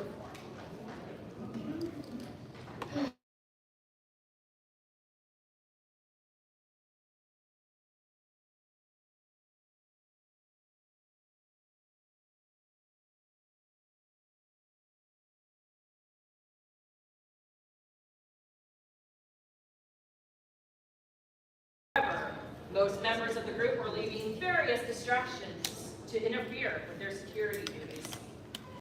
Simply fascinating. What wrong? They do not have trees in New Nightshade's timeline? Oh no, as a Terran, I am as familiar with organics as I am with cybernetics. However, the intricate entanglement of the two displayed on this world is truly more of the sight to behold. Whatever you say, Nightshade, I'm getting back to work. We want to test new cloak tech we can install from Iron Fist. Hey! I've all seen this. I know Cybertron could produce system. I didn't know Cybertron could produce sustenance other than energon. Yeah, you might want to take it easy with that type of organic poop you just picked. Nutrients could have adverse effects on your circuits. Don't know what I've heard. Oh, thank you, my student. Oh, I can't wait to see what other surprises this world has to offer.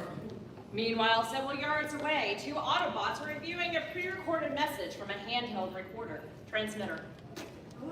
Hey, Bumblebee, you're never going to guess what? Optimus Primal himself selected me to lead the Fortress Maximus recovery team. I guess he needed a space to equip with an internal force field generator, and my name came up. What? Yeah, I'm coming. Anyways, I'm gonna get going. Take it easy, Beanie. We'll talk when I get back. Transform and roll out. Seems like a pretty cool dude. Who is he? My man Winch. He and I served together during the Ukrainian War. He was offline when Fortress Maximus fell. Oh, I'm sorry. I didn't know. Were you at least there to say goodbye? No. But Cyberverse Bumblebee was. There's more than one Bumblebee. And not all of us are functional mutants. And while we're on the subject, how exactly did you get here, Jazz? Last I heard you were assigned to a special consultant on the child case. Oh, no. That wasn't me. That was G1 Jazz. I'm, one Jazz? Yeah, one Jazz. Okay, everyone, cut the comms and fall in. I've just heard from the higher-ups that the operation is underway. If the reborn Decepticons, Predacons, or Viacons get wind of what's happening, it's only a matter of time before we're attacked. Fan out and patrol the perimeter. As if on cue, a small flicker of light flashes across the sky. The team looks to see a small mechanoid falling from the air and landing face first before them.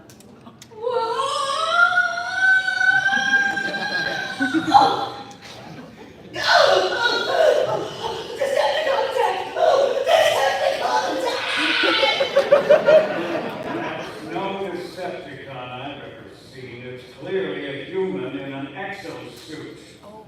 Wait a minute. Sorry? Sorry? Who's sorry? Oh, wait. That's not her. Sorry. Who or what are you? Mysterious visitor, a woman in her early 30s, wearing ancient Autobot Apex armor, slowly rises to her feet and carefully studies each member of the group before responding. My name is Siko Nakadai, and I'm an agent with Unit E. We're a federal agency tasked with defending the Earth and studying Cybertronian tech. My team was observing an unknown energy wave that's been snatching transformers out of our timeline. I tried using this armor to attract the wave so we could contain and study it, but we miscalculated the properties and I got hit. Next thing I know, I'm falling through the air and land right here. Wherever here is. Sounds like your team was analyzing it from the heat wave. Repeat wave? A little while ago, the Chaos Bringer was abducting Cybertronian forms of all timelines and using them to fuel his return. Even though we somehow managed to beat Big Bad, the universe of Cybertron was left in pretty rough shape. A bunch of us decided to stay behind and help them rebuild their planet and defend it from their enemies. Resulting in a number of multiple iterations of the same character wandering around the planet. Well, I guess I'm lucky I ended up here and not in a timeline where everyone's a potato. Wait, so you're saying I'm on Cybertron in another timeline? Which timeline? What year? Generation 1. Year 2314. Give or take a decade. This is so cool! I mean, dude, if you told me 15 years after the darkness rose that I'd be teleported to a whole other universe, I'd tell you to get your head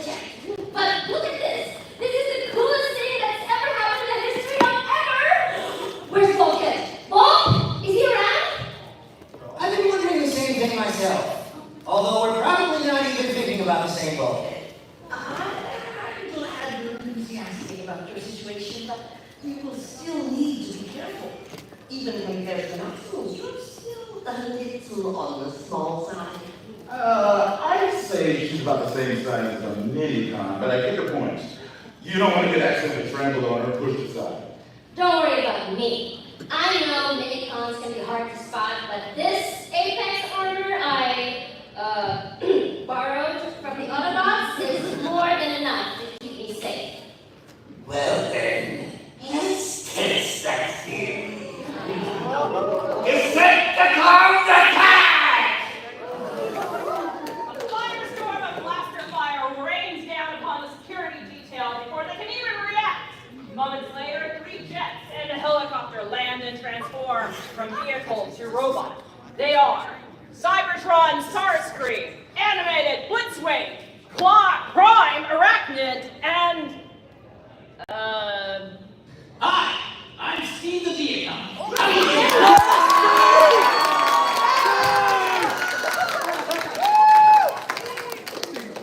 Starscream, transform! Autobots strategy relying on substandard security measures to protect the most valuable assets. It's good to see some things remain consistent between the generations. Well. If it isn't Starscream and his reborn Decepticons.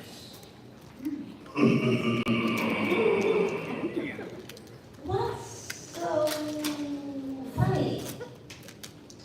I can understand your confusion.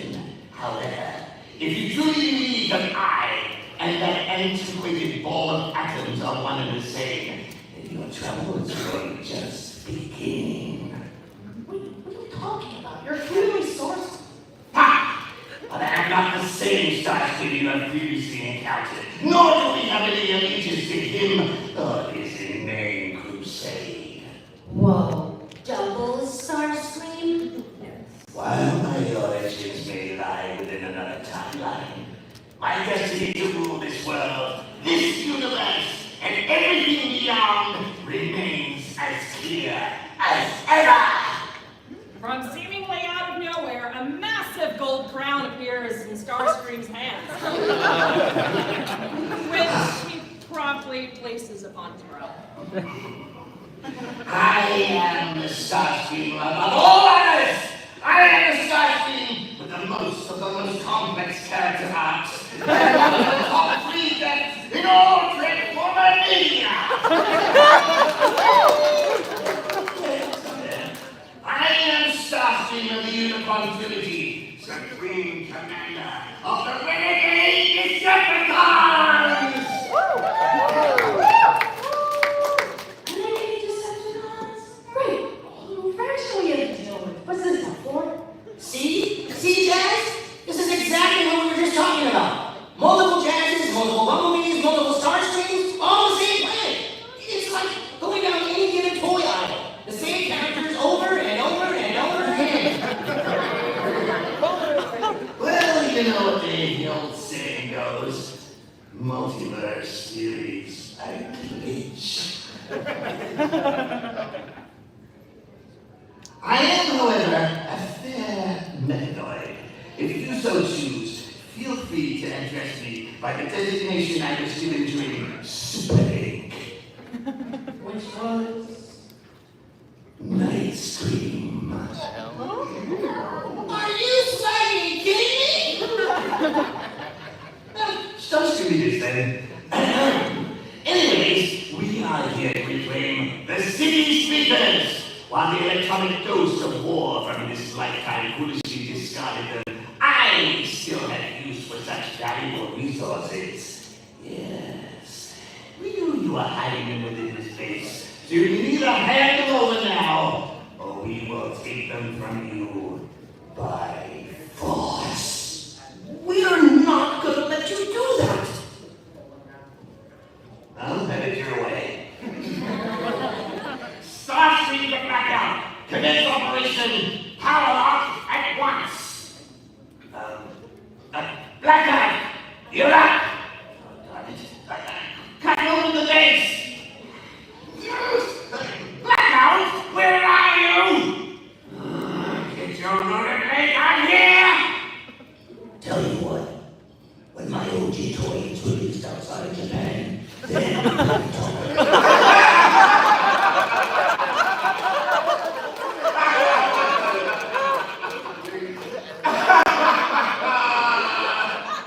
Well, that temperamental sentinel snatcher was a key to your plans. Then you guys are in for some serious trouble.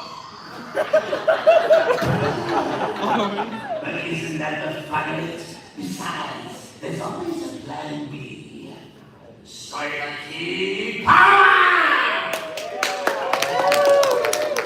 A transparent cyber key descends from the sky and plugs into Starscream's arm ports, unlocking his twin energon blade to swing into place. Springer draws his own blade, and in a flicker of an optic, Starscream and Springer are engaged in a duel, while their respective forces open fire on one another. Arachnid manages to scurry through the initial confusion and comes face to face with... Miko, how nice to see you. Yeah, can't say I feel the same way about you, creepazoid. How are you even here anyways? Last I heard, you were turned into an energy vampire and removed on Cybertron's moon. I got better. Arachnid fires a block of cybernetic webbing at Miko, binding the limbs of the Apex armor together and sending her crashing to the ground. Ugh, why don't you stick around for a while? We have a lot of catching up to do. Arachnid runs one of her talon blades across the glass faceplate of the Apex armor to puncture her words. But before she can make an incision, a well-placed sonic scream from Nightstream drives the Decepticon away from her prey. Thanks, Nightstream. Don't mention it. Just stay still and I get you out of this gum. Ugh, my teeth, cut your chin, please, and burn fingernails. Well, if it makes you feel better, your hairstyle is totally radical, dude. Nightstream smiles at the compliment and back to work. Meanwhile, across the battlefield, Nightshade has transformed from robot to owl and is attacking Blitzwing's face. Leave my friends alone, Decepticon! I have to tell you what Hasbro told the fans petitioning for a fourth season of animated. 9! Nightshade continues to peck and scratch at Blitzwing's face before being swatted to the ground. Stupid bug! Blitzwing trains his shoulder cannons on the fallen Nightshade and opens fire. Less than a nano before impact, Jazz swoops in from the air and yanks Nightshade out of harm's way. As the pair roll to safety, Bumblebee activates his battle-grade stingers and goes after Blitzwing. Ugh. Wait a minute. You can fly? Door wings. And they're more than just kibble. They allow them to glide in the air for short distances. And they're much more stylish and reliable than those clunky minor booster packs ever will wear. Yes.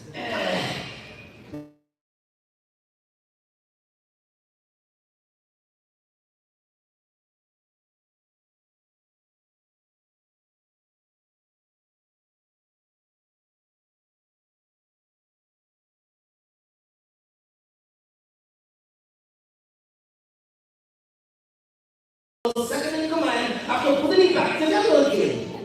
It's amazing what you can do with super glue. What? Oh, okay. That was a neat story and all. Seriously, man. Wash the fresh.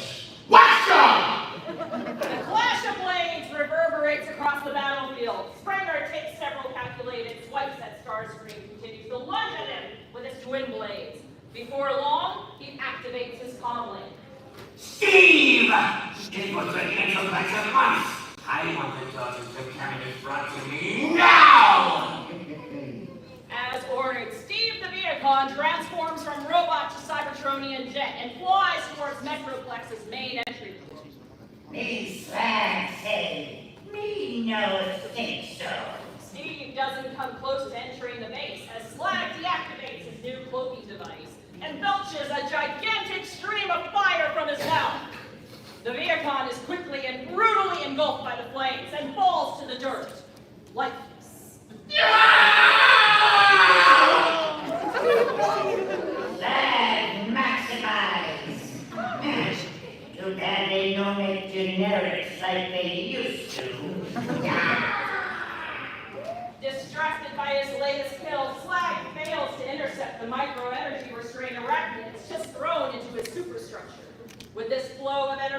restricted, Slag crushes to the ground while the Decepticon scurries inside Metroplex. Worthless frozen, you almost make it too easy. I'll bet Starscream is pleased that he did my suggestion to make Steve the decoy. Now, where to look? Ha! The medical wing and access to it has been restricted. You think these fools would pick on this obvious spot to... Arachnid is cut off when the medical wing's doors slide open, bringing her face to face with Rhinox's chain guns of doom! You forgot to knock! Rhinox opens fire on Arachnid, forcing her away from the door, which he promptly reseals and locks. There's a bug up there. Yeah. Nice work. Thanks, but that's Let's what see you how the last thing fire around this Worry area. about that now. Help me transfer the Wingless spark casing into the blend. Then we'll focus on Ultra.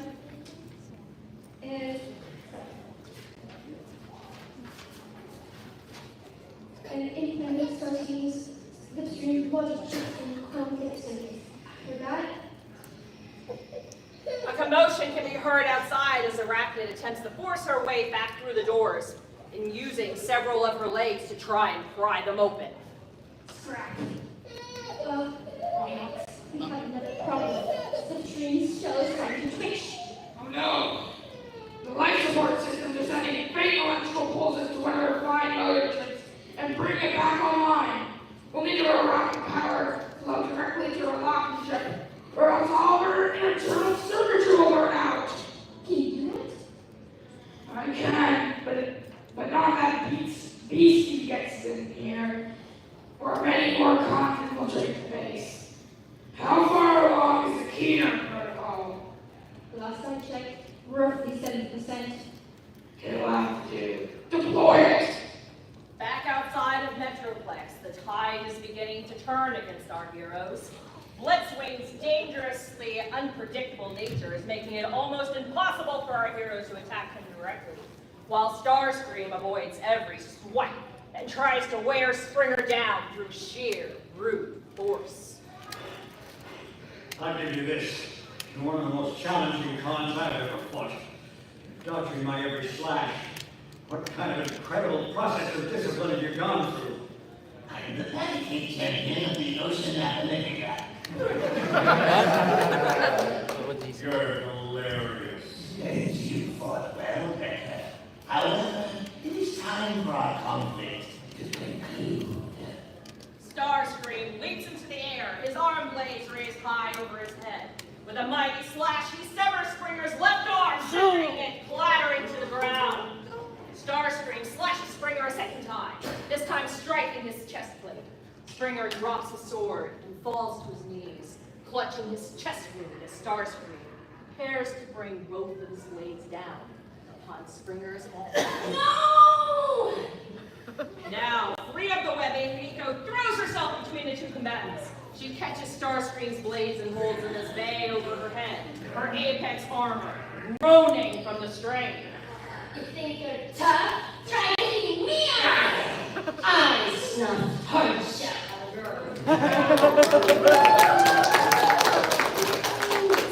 Starscream pauses for a moment before lifting his blades out of Miko's hands. Folding his arms behind his back, he bends forward at a 90-degree angle, his grinning face pressed against the apex armor's glass. I fought Primus. Uh-oh. Miko, drop! Miko drops to the ground and the shot from Springer's collapsible wrist blaster strikes Starscream in the cheek. Starscream staggers backward in pain as Springer slowly rises to his feet with Miko's help. Where have I heard this line before? I've got better things to do tonight than die!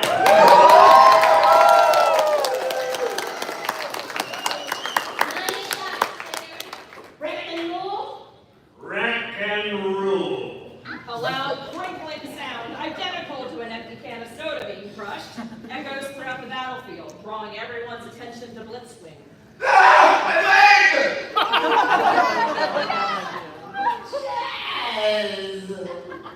The triple changer stands over Jazz, his left foot crushing the Autobot's right leg. Again? With a psychotic grin, Blitzwing raises his right leg above Jazz and prepares to bring it down upon his head.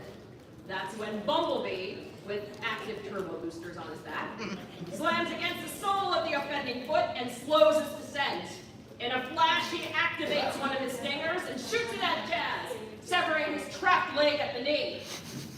Dude, I've got serious cases of deja vu right No time to talk about it! Nightstream! Get him out of here! Wait, what? What about you? You heard the bot. Let's get out of here before we all get crushed. Hey, hold still, quit struggling. No! Let me go, B! B! You don't need to do this. Someone get him out of here. He's going full bad Astrodron. It's gonna get him alive! That Astrodron!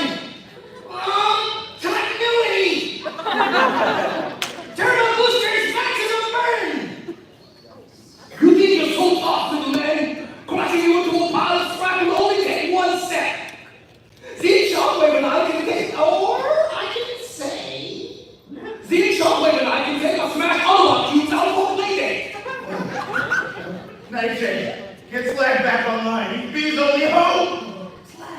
Slag! Come on! You need to get on. 我今日試翻你嘅 You can say Bumblebee right now. 喂，聽人哋講方便整緊嘢。 Energon restraint. Oh, where is it? Me, Slag, said she put it on my chest. In a click, Nightshade locates the restraint and tears it off. With his flow of Energon restored, Slag leaps to his feet, picks up the charred remains of Steve, and hurls them at Blitzwing.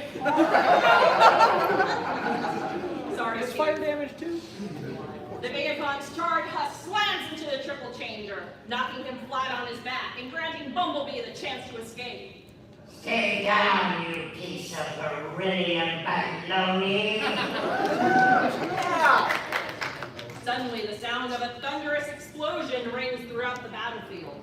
All combatants stop fighting and turn to the origin of the sound. Metroplex's interior. A cloud of thick black smoke billows out of the base's entry port as Arachnid comes scurrying out as quickly as her 6 legs will carry her. A series of slow but mighty footsteps can be heard, following her through the smoke. Arachnid, what are you doing? Where are the city speakers? Still inside and accessible. We need to leave now. Before he can inquire further, Arachnid has transformed from robot to helicopter and retreats as fast as her rotor blades will carry her. Starscream peers into the smoke and can just make out the silhouette of a tall, bulky transformer carrying a behemoth of a gun on his right hip. A black and tall, bulky transformer. Wait, no, I already read that. A black and purple glow is emanating from the gun's barrel, and it's locked onto the renegade Decepticons.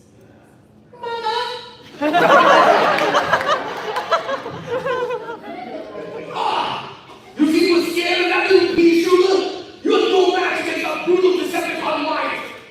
Blitzwing opens fire on the new opponent, who activates the force field with a wave of his hand that surrounds him and deflects Blitzwing's blast. He, in turn, fires a shot that nearly takes off Blitzwing's head. Okay, it's not so bad for a warning shot. But we can still take you on. Another shot is fired, this one coming an inch from Blitzwing's face. Oh, my eyes! These goggles do nothing! Smoke-shrouded warrior begins to charge his weapon for a final, devastating blast. Here comes the big one. Everyone, take cover. Time. Go! The shot is discharged and screams through the air at the renegade Decepticons. Moments before striking, the pair stripped Starscream and Blitzwing open fire on the incoming ball of raw energon, causing it to destabilize and detonate. unleashing a massive fireball that engulfs the battlefield. When the flames die down, the security team slowly emerge from their hiding places. The mysterious warrior remains silent, deactivates his force field, and goes back inside the base, his identity still obscured by the lingering smoke.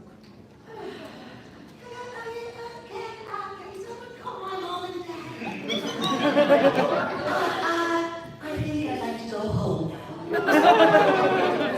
Sweet! Now that's what I call firepower! Take that, Decepticons! That was out of this world. B! Back online?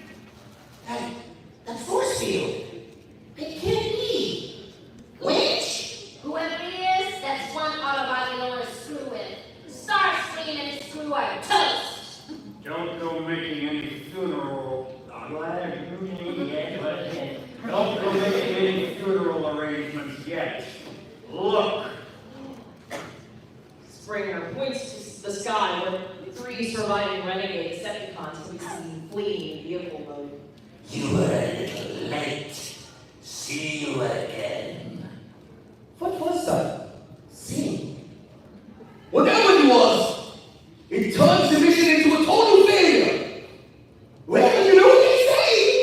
Failure is like jello. There's always room for jello.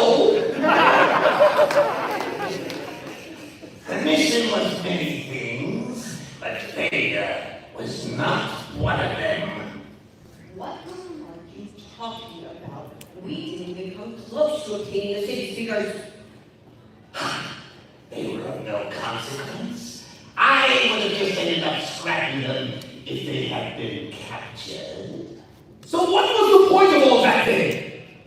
This is way worse than the last time we released a fish change on a vehicle. The true objective of this mission was infiltration. During our strictly diversionary attack, I was able to send my most trusted operator. Oh dear, sorry, start from the top again. The true objective of this mission was infiltration. During our strictly diversionary attack, I was able to send my most trusted operator inside of the Metroplex on an intelligence gathering operation. So all of this was just an elaborate ruse? And none of us were in on it? That's why I'm the Supreme Commander!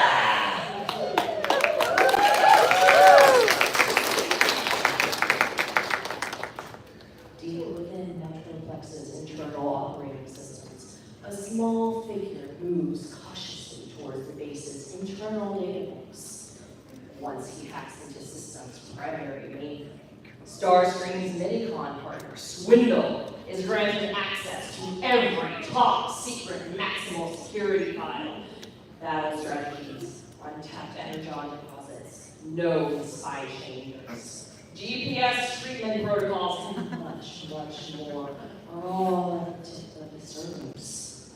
With a deep of success, Swindle begins to download the data into his core processor and proceeds to transmit it directly to Starscream.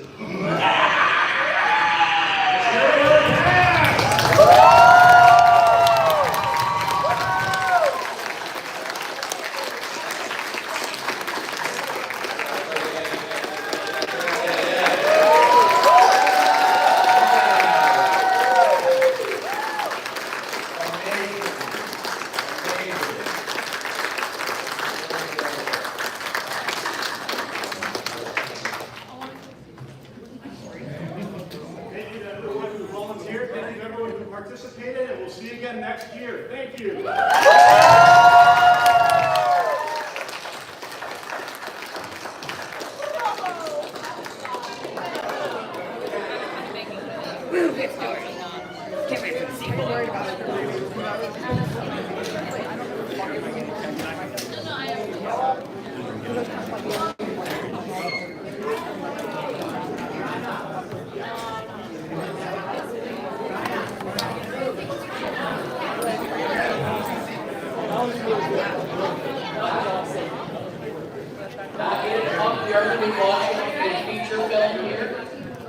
you might have been wondering maybe which film we're watching, because it's TBD on the schedule. We're actually going to give you a chance to vote on that. We're going to give you 3 options.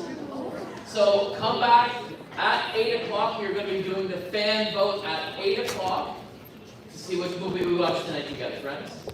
So we'll see you back here at 8 p.m.